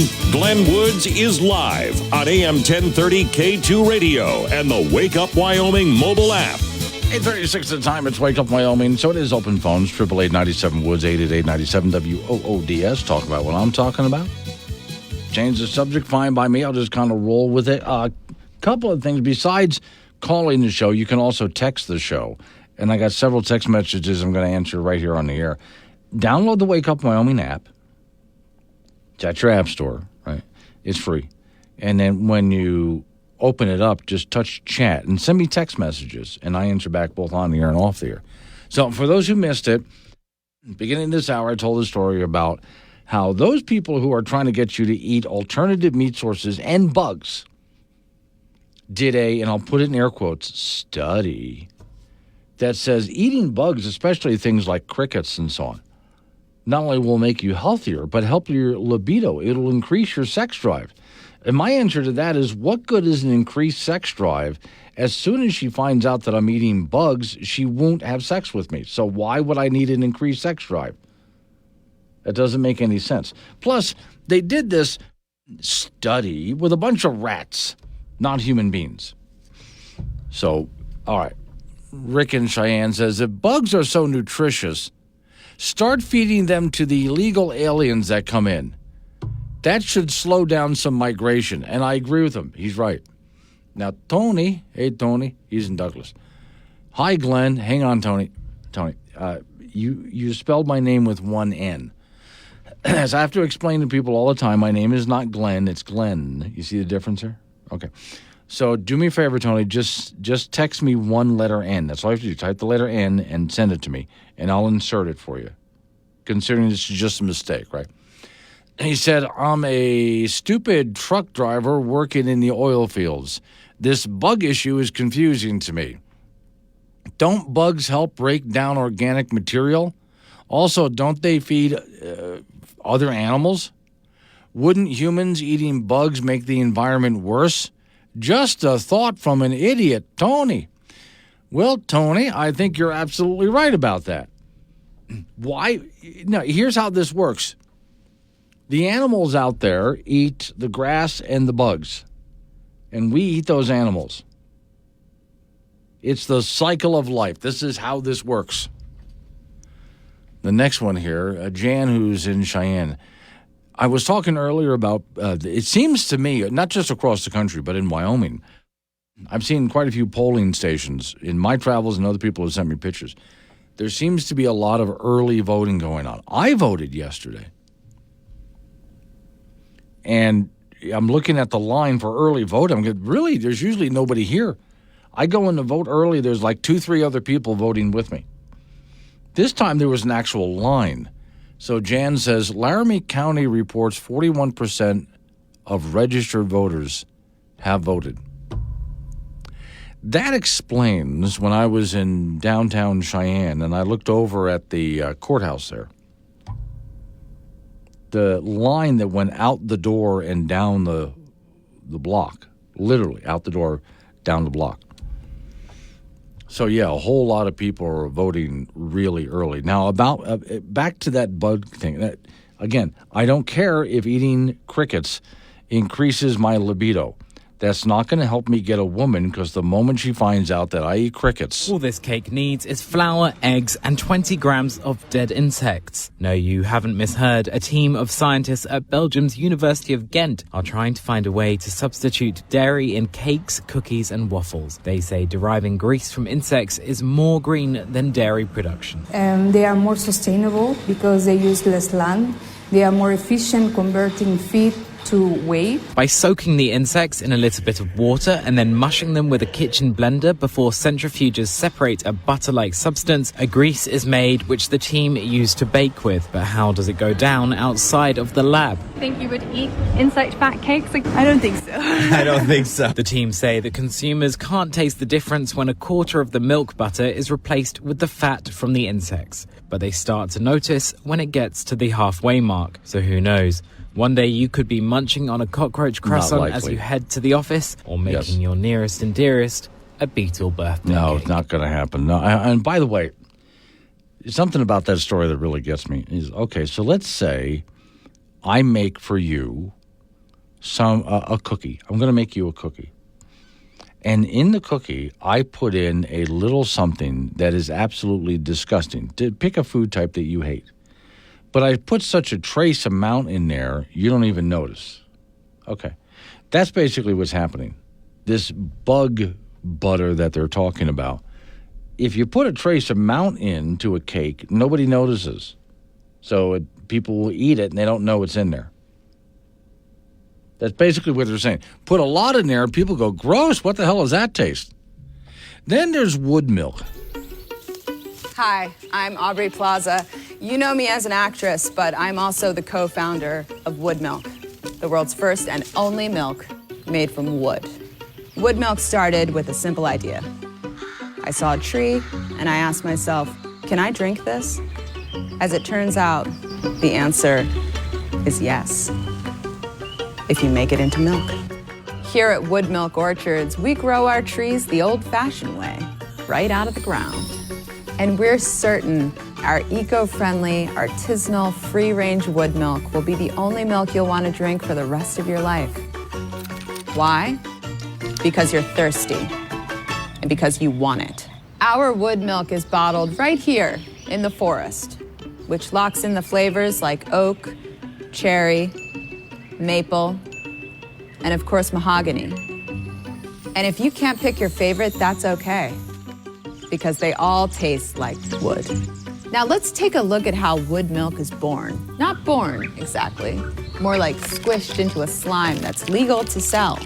If a tree falls in the forest, can you make milk out of it? Now it's time to enjoy the fruits of our efforts. Not fruits, wood. Is wood milk real? Absolutely not. Only real milk is real. Then what did I invest in? Yeah, I just hang on, Miss Mary. I was just about to send you the exact same one that you sent me. There we go. Okay, so we're texting each other back. It started to snow here. Miss Mary thinks it's Christmas already, which I object to because I'm still working on Halloween. Which, by the way, we got a couple of days left for that, and we still have Thanksgiving in between. So you can just hold off on the Christmas thing for just a little while longer, if you would, please. She's not going to listen to me. All right, so, all of the alternative food things that we're talking about here, look, I don't mind at all. It doesn't bother me. This is some years ago, somebody came up with this idea of a veggie burger. And it looked like a little hamburger patty, but it was made from all vegetable stuff. And they were not trying to replace meat. This was just something different. And somebody said, you ought to give this a try. And I liked it. It was very good. I ate quite a few of those. I liked them quite a bit. It didn't get me to stop eating meat. I just enjoyed the veggie burger, too. But they weren't trying to tell me, well, you need to eat this because we're trying to save the planet. They weren't doing that. It was just, hey, here's something different. Try a burger. It looks like a burger patty, but it's a vegetable thing. There's no meat in it. It was good.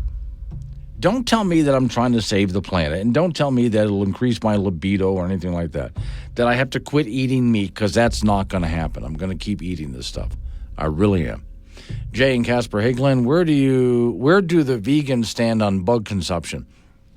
I've wanted to know that. Jay, I've asked the same question. When it comes to vegans, what do they think about bug consumption? Would they be opposed to that? Larry and Casper, the only thing we should be doing with bugs, hang on, I might have to open up the whole message to see that. The only thing we should be doing with bugs. Again, if this is what you want, okay. He's got a picture of a guy who's got a flamethrower and he's killing bugs, especially spiders. By the way, the vegans never asked the bugs what they think about all of this. Yeah. I just think it's cruel and unusual to do this to bugs. I really do. You take a bunch of bugs, you throw them into a wok, and you fry them up. That's cruel. That is. You know, plants scream when you pull them out of the ground. Did you know that, vegans? Did you know that? Let's Wake Up Wyoming. Start your day the right way. Wake Up Wyoming with Glenn Woods on K2 Radio. Join the conversation at 888-97-WOODS. 8:49 is the time. I do have messages from Larry, Greg, and Caleb, which I will get to all of your messages as soon as I'm done with Frank over here in the ice box as we swing on over to, hang on a second there. That was there. This was here. And I pushed the button and here I am. Yeah, I didn't hear the thingy with the crunchy sound let me try the other. This happens now and then. No, I'll work on fixing. I see what's wrong. Hang on, there we go. Okay, I got it. I fixed it. Okay, so a thing I just got, which I thought would amuse you. Okay. A survey of things that people's dogs eat. Food. Well, besides that. Grass. It gets really bad. Okay, let me see here. Going back up here, 2,000 American dog owners were asked what their dogs eat beyond their diet. Okay, anything outside, one owner confessed. Anything. The average dog owner says that their dog likes to eat socks, for example. Oh, that's healthy, isn't it? Yeah, it's okay. 77% worry about their dog's health. 59% worry sometimes they don't even notice what the dog gets into when it gets into something there. And some of the things are really strange beyond the food bowl. 21% admit they've never read the nutritional label on the back of their food.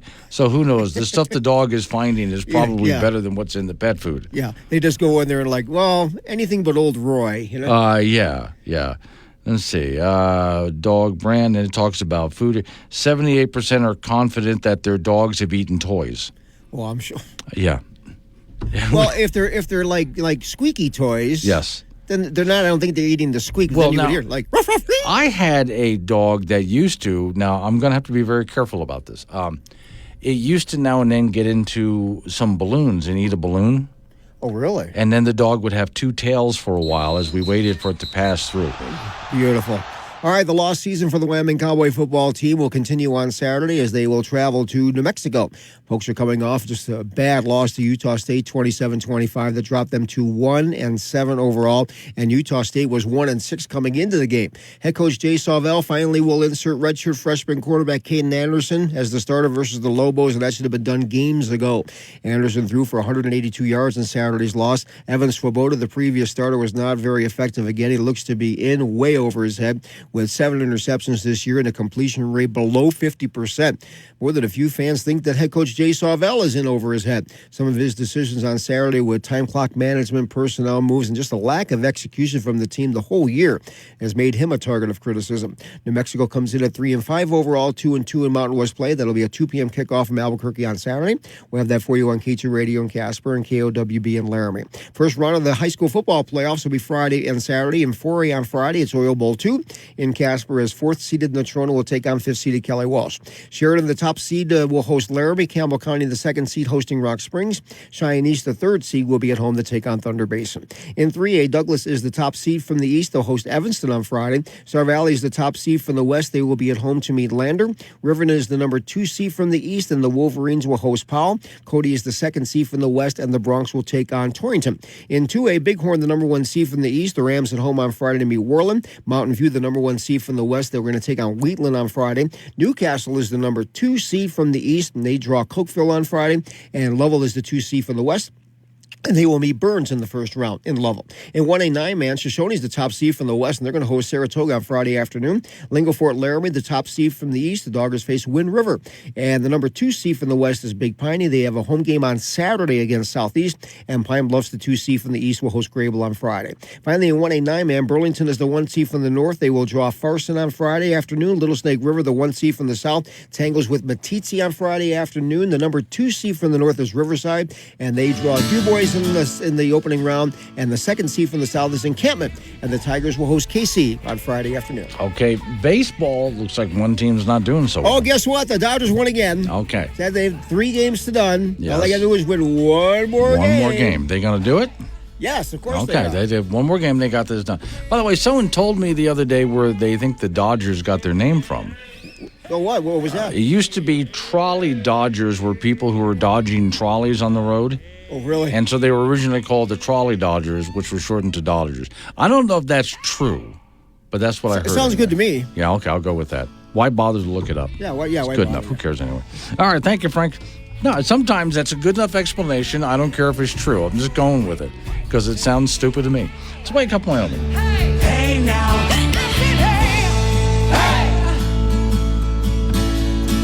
Hey, yo. Hey. 30.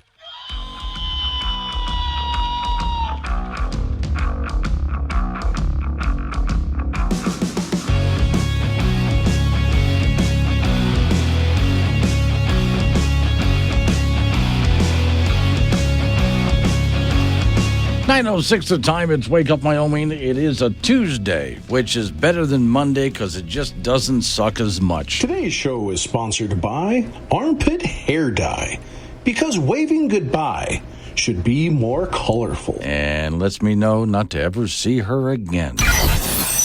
Warning, this show contains reference to guns, liberty, limited government, low taxation, the cult of climate change, free thinking, cigar smoking, short people, rubber chickens, Karen's bureaucracy, liberal buzzwords, tour runs, traffic, toilets, terrible jokes, and more. No apologies will be issued. Guest callers may express any opinion they want without fear of being canceled. Unless you're a loudmouth jerk like Dave, then Glenn will hang up on you. Strap in, hold on to your coffee, and feel free to participate. This disclaimer does not refer to every person named Dave, just one particular Dave from San Francisco. We know a lot of Daves. They call this show all the time, and they're great people. So don't call this program and complain that we use your name. That would be a real Dave move, Dave. Before I get on to the next topic, real quick here, a couple of people sent me messages by texting me over the Wake Up Wyoming app. It had to do with topic from last hour. Yeah, there's a group out there that's trying to convince people to eat bugs rather than meat. And their latest ploy is eating bugs they have found increases your sex drive. And my argument to that is, what good is my increased sex drive the moment she finds out that I'm eating bugs, she's not going to want to have anything to do with me. So that's just nothing but frustrating if you think about it on my end, right? Okay. So Greg from Cheyenne says, we turn up our noses at the thought of bugs in our food, but you're forgetting that bologna and hot dogs, how they're made. There's actually a lot of bugs. I don't care what you're eating. Have a salad. Eat meat, whatever. There's always some bugs in there anyway. So, yeah, I'm just talking about like a bowl full of, right? Caleb in Glen Rock says, Google says the average person eats 2 pounds of bugs a year without knowing it. I just don't want to increase that to 20 pounds or more and know about it. That's my only thought. There's a lot of things that you consume that you don't want to know about. You really don't. All right. Other stories I have, and by the way, you can interrupt me, 888-97 Woods, the phone number. That's 888-97-WOODS. A couple of other things. One of them, news top of the hour. I just heard Kamala Harris. She's, of course, out there speaking somewhere, and she said, we've got to get rid of the divisiveness that we hear in today's campaigns. I agree, we do. But then later on, she went back to calling Trump a Nazi. So I don't think she understands what divisiveness means. If she wants to get divisiveness out of campaigning, then she needs to stop calling Trump a Nazi and other such things like that. But all right, moving on. Jeff Bezos, who got stinking rich, and he's a rich liberal, by the way, he went ahead and bought some newspapers. And I talked a little bit about this yesterday, but that included the Washington Post. Now, he wants to make the Washington Post profitable. Just recently, the Washington Post, along with the New York Times and LA Times also, they've been losing so many readers. Washington Post has lost up to 200,000 readers in the past year. And one of the reasons why is they keep getting more and more left-leaning. Go to their newsroom, find a conservative. You can't. And so when the Washington Post wanted to endorse Kamala Harris, Bezos, the new owner, says Washington Post no longer endorses candidates. You're a news organization. Do news. You don't endorse anybody. Do news. Now, the way I explained that yesterday, let's take a look at the opinion section. Well, and let's consider this like the old-fashioned newspaper, which is, in paper form, right? Remember, there was an opinion section. That's where you went to read opinion columns, where you would find guys like me, which I've done that kind of work before, where I would write an opinion column now and then. I still do. Those opinion columnists belong in the opinion section. For those people who desire stuff like that, they will go read it. But as far as the news section of a newspaper, it should be for news. So here's the story that I have in front of me. Washington Post carried so much water for the Democrats, the Hoover Dam would groan under the pressure. So what he wants to do after he lost 200,000 subscriber, Bezos has now said that he would like the newspaper to be more balanced. So even its commentators would be more conservative commentators along with the liberal commentators, and the news section of the newspaper would just be news. And no, the newspaper would not officially endorse anybody. Now, in doing this, this has enraged a lot of liberals, and several editors have left the Washington Post and a couple of other major newspapers around the country for this very reason. They've gotten so used to being only a liberal organization that pretends to be balanced. He actually wants to make them balanced, and Bezos is a liberal, a rich liberal. Dave is in Mills. Morning, Dave. Good morning, sir. How are you? Very good. What you got? Well, you were talking about bugs in food. So just a real quick fun fact. Did you know that it's acceptable by U.S. law for chocolate to contain 25% ground cockroaches? Yeah. Because it's going to be in there whether you like it or not. Yeah, they come over with cocoa beans. Yeah, they do, yeah. So it's going to happen. This is where, once again, I just don't, look, if I'm going to eat like about 2 pounds, according to, if you look it up, there's an estimate that you and I will each eat about 2 pounds worth of bugs a year, unknowingly. Uh-huh. Right. What I don't want is to eat like 100 pounds of bugs in a year knowingly. I get it. Okay. All right. But, yeah, it's Halloween time, so people are going to be eating a lot of bugs because that's a lot of chocolate. It is. Yeah. But it's protein, right? Right. It is. That's what makes chocolate so good for you. It's protein. Okay, let's run with that. Okay. I'll go with that. Thank you, Dave. I appreciate it. No, I'll just go with that. Look, I understand we all eat a lot of really gross things that we don't know about and we don't want to know about. And it doesn't do us any harm. I mean, you're fine. I'm fine. We don't know that we consume these things. What I don't want is to sit down in front of a bowl of mealworms or crickets or something like that and have that for breakfast, which is what they're trying to get us to do in order to save the planet. And you and I both know that will not save the planet. We also both know that the people who are trying to get us to eat bugs are not eating bugs themselves. I tell you what, next time, and they have one every year, sometimes twice a year, they have one of those world's climate change summits where, all of the politicians from all over the world fly to some exotic place in their corporate jets and then sit around and talk about how we have to reduce our carbon footprint. I want the menu to be nothing but bugs. These are a lot of rich, elitist, and mostly politicians. And they live high on the hog, pun intended, off of our money. They're the ones trying to get us to eat bugs, and they're the ones who want us to live under nothing but wind and solar power. And they're the ones who want us to stop flying around in jets and stop driving the internal combustion engine. And my answer has always been the same. You first. So when I see a menu that's nothing but bugs at the next climate summit, then I'll believe that you believe what you're saying. So I pulled this guy over and I said, "How high are you?" And he said, "No, sir, it's hi. How are you?" Cop pulled me over. He said, "Papers?" I said, "Scissors." And I won. So I drove off. He must have wanted a rematch or something because he was following me for like 45 minutes. Live and local, all across Wyoming. Wake Up Wyoming with Glenn Woods on K2 Radio. Join in at 888-97-WOODS or the Wake Up Wyoming mobile app. 97 Woods, the phone number, 888-97-WOODS. Or those people text me off the Wake Up Wyoming app if you're just joining me. So, big topic of the morning. Despite all the other important topics I brought up, that's not what people want to talk about. Some group out there has done a study and found that eating bugs is healthier for you and will increase your libido, your sex drive, which to me doesn't do me any good because the moment she finds out I've been eating bugs, she won't have anything to do with me. So what good is my increased libido? That's nothing but frustrating. But okay, Jeff and Casper, I've been coming in and out of a meeting, and when I come back to my office, I am hearing the word bug every time. Which means he just came back into his office because I just said it again.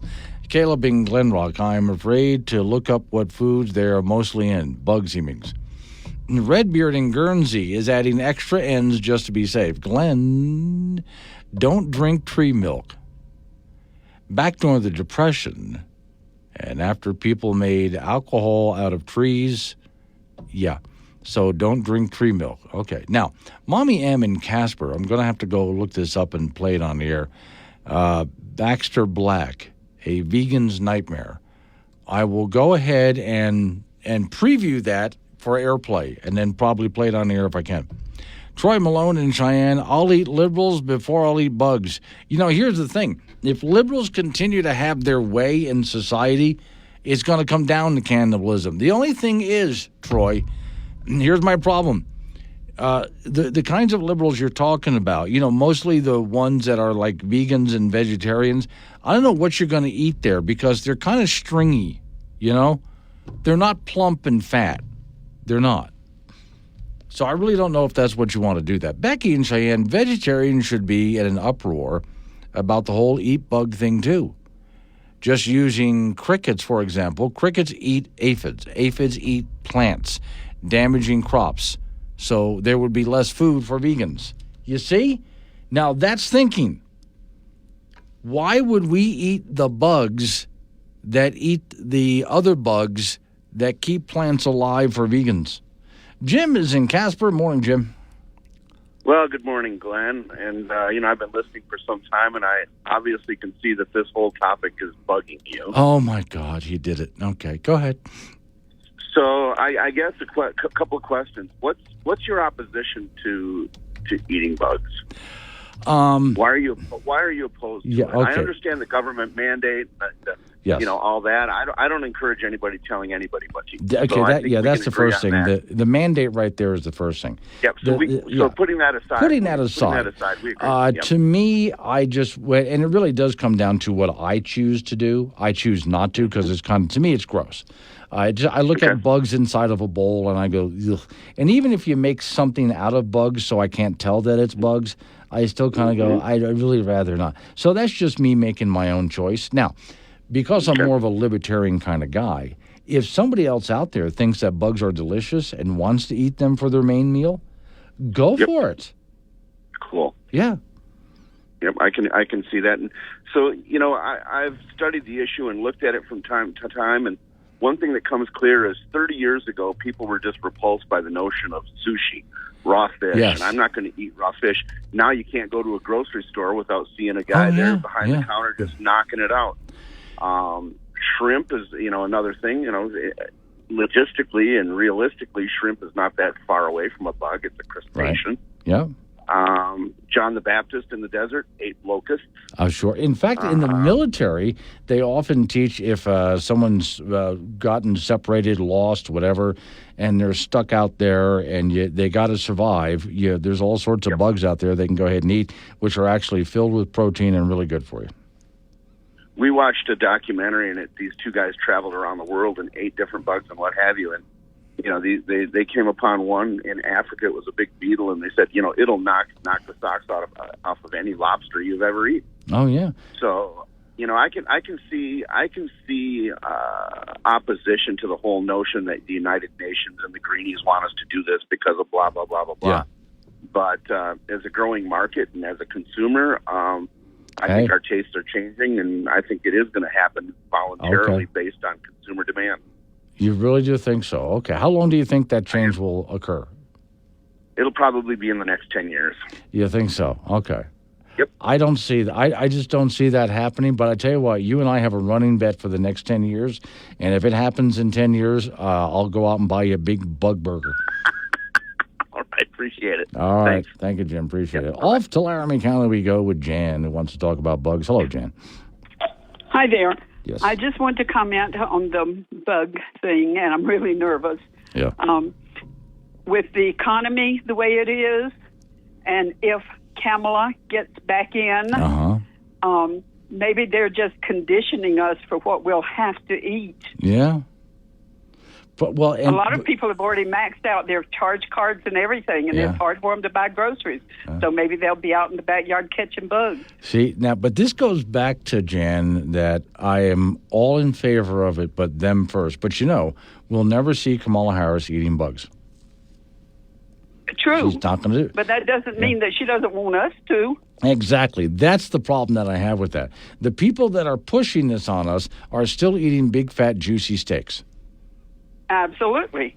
All right. Thank you, Jan. Absolutely. I appreciate it. So, and I do appreciate the first caller that we just got there, that and what is really my objection to it. And being, once again, more of the libertarian kind of guy, I look at it as you can do what you want. It's not my business. And if you're someone who thinks that bugs are more nutritious, and they are, there's a lot of bugs out there that are actually very good for you. The protein, in fact, did you know, I wrote an article about this just a couple of days ago, but it's something else that I've known for a while. But in Wyoming, grizzly bears will go way up to the top of these mountains that used to be volcanoes. So there's a lot of rocks up there, big rocks. And there's all these moths that get underneath the rocks where they breed and so on. And there's a lot of moths.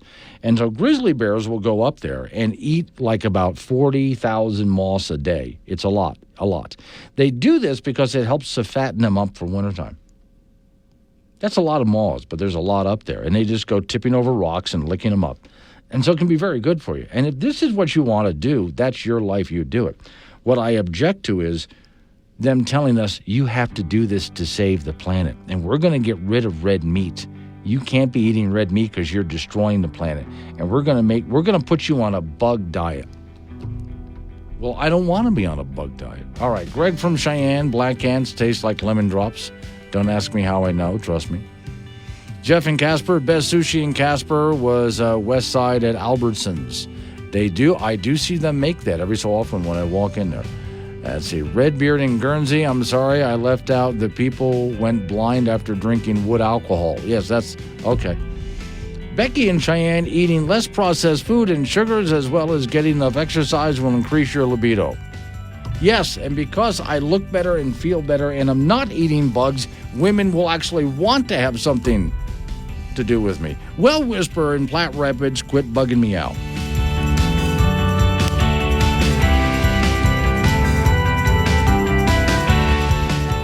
Serious takes on local politics, or something like that. Tune in weekdays 6 to 10 a.m. to Wake Up Wyoming with Glenn Woods. 9:36 the time, Wake Up Wyoming. First off, I want to say thank you. Miss Mary just came prancing up to me and handed me this. It's a birthday card. Tomorrow's my birthday, so you know. So, Glenn, thank you for making our mornings interesting. Greetings from a colleague of Wyoming Senior Citizens. Let's see. We really like your show. Thank you very much for that. Keep up the good work. Bill and it looks like Ella Howe. Hope I said that right. I appreciate the card, and I'm putting it right here on the console. Boom. Very pretty card, too. Nice butterfly on it. All right, now, this was sent to me by Mommy M. And after I looked at it, I thought, oh, I know what this is. I've seen this before. Since we've been talking about eating bugs and vegans and things like that, this is Baxter Black.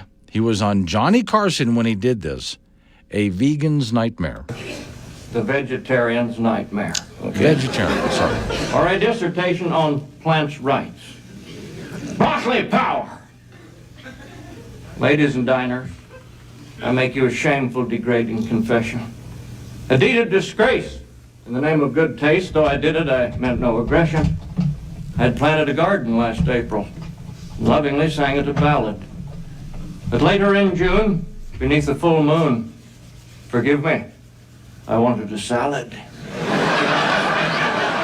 So I slipped out and fondled a carrot, caressing its feathery top.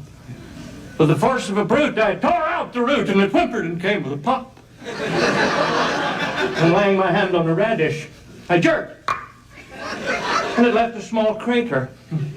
Then with the blade of my true value spade, I exhumed a slumbering tater. Celery I plucked, I twisted a squash. Tomatoes were wincing in fear. I choked the romaine, it screamed out in pain. Their anguish was filling my ears. I finally came to the lettuce as it cringed at the top of the row. With one wicked slice, I beheaded it twice. As it writhed, I dealt a death blow. I butchered the onions and parsley, so my hoe was all covered with gore. I chopped and I whacked without looking back. Then I stealthily slipped in the door. My bounty lay naked, dying. So I drowned them to snuff out their life. I sliced and I peeled as they thrashed, and they reeled on the cutting board under my knife. I violated tomatoes, so their innards could never survive. I grated and ground till they made not a sound, then I boiled the tater alive.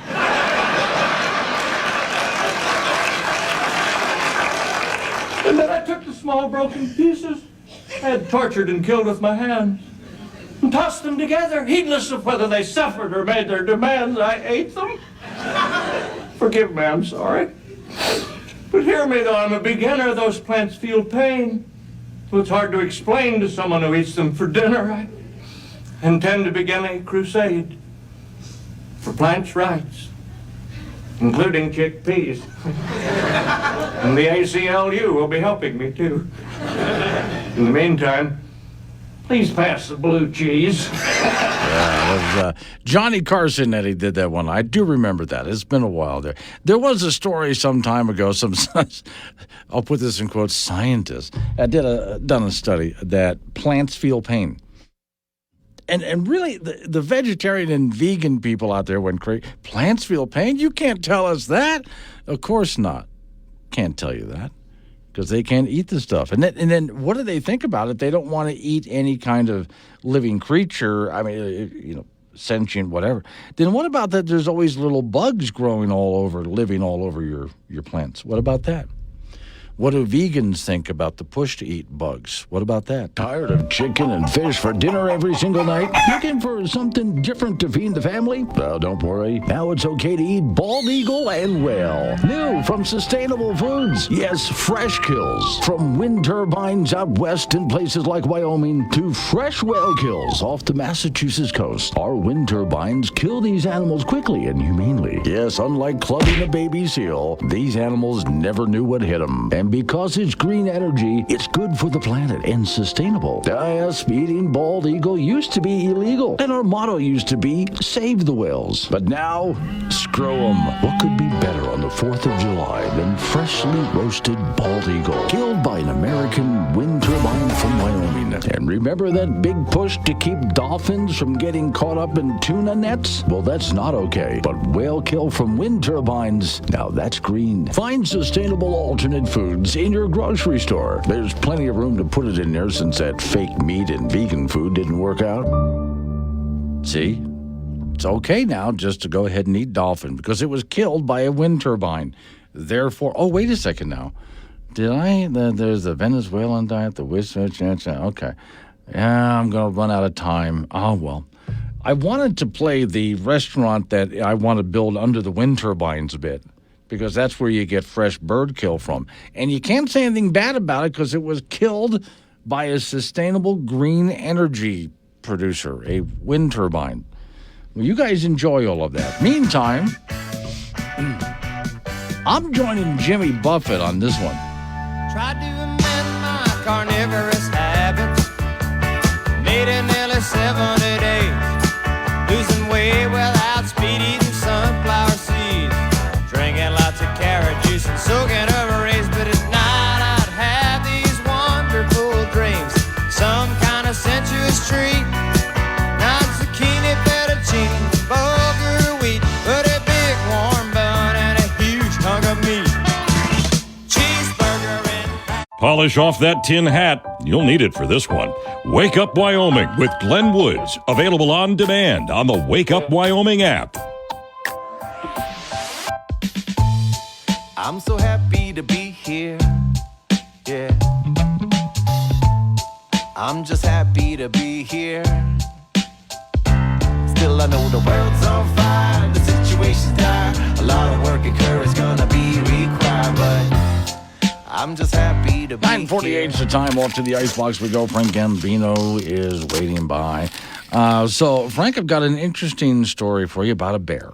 A bear. Yes, and so there's this guy whose name is Kurt, and he had put up a nice big fence, and he's got a beautiful backyard. But every so often, the bear wants into that backyard. And we'll usually get in. Yes, we'll just go ahead and bust through the fence. Yeah. Yeah. Make a gate for him, and then he won't bust the fence. And this is what he did. See? So he designed it looks like a massive doggy door. Big enough for a bear. Yes. And it did not take long for the bear to figure out how to use the berry door. I don't know, you can't call it a doggy door. It is now a berry door. It is now a berry door, yeah. And his family worked, they had problems with other smaller animals in the area, but the other smaller animals cannot push open the big bear door. The bear can. Mm-hmm. So he doesn't have to worry about the coyotes and other such animals. Rabbits getting into his garden. He doesn't have to worry about that. The bear, however, can come and go as he wants to, just by pushing open the big berry door. Okay. Did I name that properly? Yeah, you did. Yeah, okay. So instead of, they could use him instead of a watchdog, you have a watch bear. If he's in the yard, no one else is coming over there. That's a great idea. If the bear is hanging out in the backyard, probably just wants someplace to go and sleep, and relax and be alone for a while, let the bear do that. Because if some burglar goes to break into the house, you got a bear. Yeah. That's a deterrent. I would say so. Like none other. I would say also there's certain relatives that you don't want around. Yes, have them introduce themselves to the bear. Yes, yeah, Say, okay. You treat me like crap, you're going to meet him. Yes, okay. So I got a bear in my backyard. Okay. The problem, I guess, would be, though, is what if you want to go in your backyard and barbecue? Well, that you're going to have to lock the gate. Yes, because, right away, the bear is going to... You can't even go to your front yard and barbecue. The bear's going to know. Maybe you should move to a place where there's less bears? That's a possibility. Yeah. Or just to build a bigger fence. And high school football, the playoffs start Friday and conclude on Saturday statewide. And 4A on Friday in Casper, it's Oil Bowl 2. As 4th-seeded Natrona will play 5th-seeded Kelly Walsh. Sheridan, the top seed in 4A, will host Laramie. Campbell County is the 2 seed. They will host Rock Springs. Cheyenne East is the 3rd seed, and they will be at home to take on Thunder Basin. Over in 3A, Douglas is the top seed from the East. They'll host Evanston on Friday. And Star Valley is the top seed from the West, and they will be at home to meet Lander. Riverton is the 2 seed from the East, and the Wolverines will host Powell. Cody is the 2 seed from the West. The Bronx will be at home to take on Torrington. Over in 2A, Bighorn is the number 1 seed in the East, so the Rams will be at home on Friday taking on Worland. Mountain View is the number 1 seed from the West. They will host Wheatland. Newcastle is the 2 seed from the East. They'll take on Cokeville on Friday. And Lovell is the 2 seed from the West, and they will draw Burns in the first round. In 1A 9-man, Shoshone, the top seed from the West, will have a home game against Saratoga on Friday afternoon. Lingle Fort Laramie, the top seed from the East, and the Doggers face Wind River in Lingle. The 2 seed from the West is Big Piney, and they have a Saturday home game against Southeast.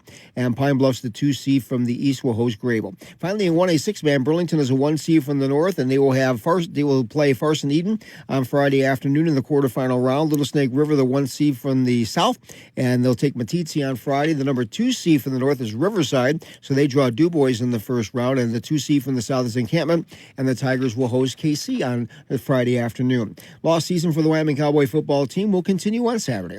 They will travel to Albuquerque to meet New Mexico, and the Pokes are coming off a bad loss to Utah State, 27-25. So they are 1-7 overall. Utah State, by the way, came into that game on Saturday at War Memorial Stadium with a record of 1-6. Head coach Jay Sawvell finally will insert redshirt freshman quarterback Caden Anderson as the starter versus the Lobos, and this should have been done a long time ago. Anderson threw for 182 yards in Saturday's loss, and Evan Swoboda, the previous starter, was not very effective again. He looks to be way in over his head this season with 7 picks this year and a completion rate of below 50%. A few of the fans think that head coach Jay Sawvell may be in and over his head. Some of his decisions on Saturday were widely criticized, like time clock management, personnel moves, and just a general lack of execution from the team all year. New Mexico comes in at 3-5, 2-2 in Mountain West play, and it'll be a 2 p.m. kickoff in Albuquerque on Saturday. We'll have that for you on K2 Radio in Casper and KOWB in Laramie. That's it in sports. So I looked it up here. The original name of the Brooklyn Dodgers in 1896 was the Brooklyn Trolley Dodgers. Okay. Heavy construction of electric trolley tracks in front of the Eastern Park caused fans to dodge the trolleys to reach the park. The fans became known as Trolley Dodgers. The team took the name, which was shortened to Dodgers. That's the kind of information I never knew, actually. Yeah, see, there you go. Now you can go to sleep knowing that you got a little bit more baseball information. What's going to keep you up is that you got it from me. Right. Yeah. How did that happen? I have no clue. Wonders never cease. Yeah, thank you, Frank. Coming up on some local business that we have to keep up with, and then news time after that. National local update on the weather forecast. Careful of all the slick roads out there. It's Wake Up Wyoming.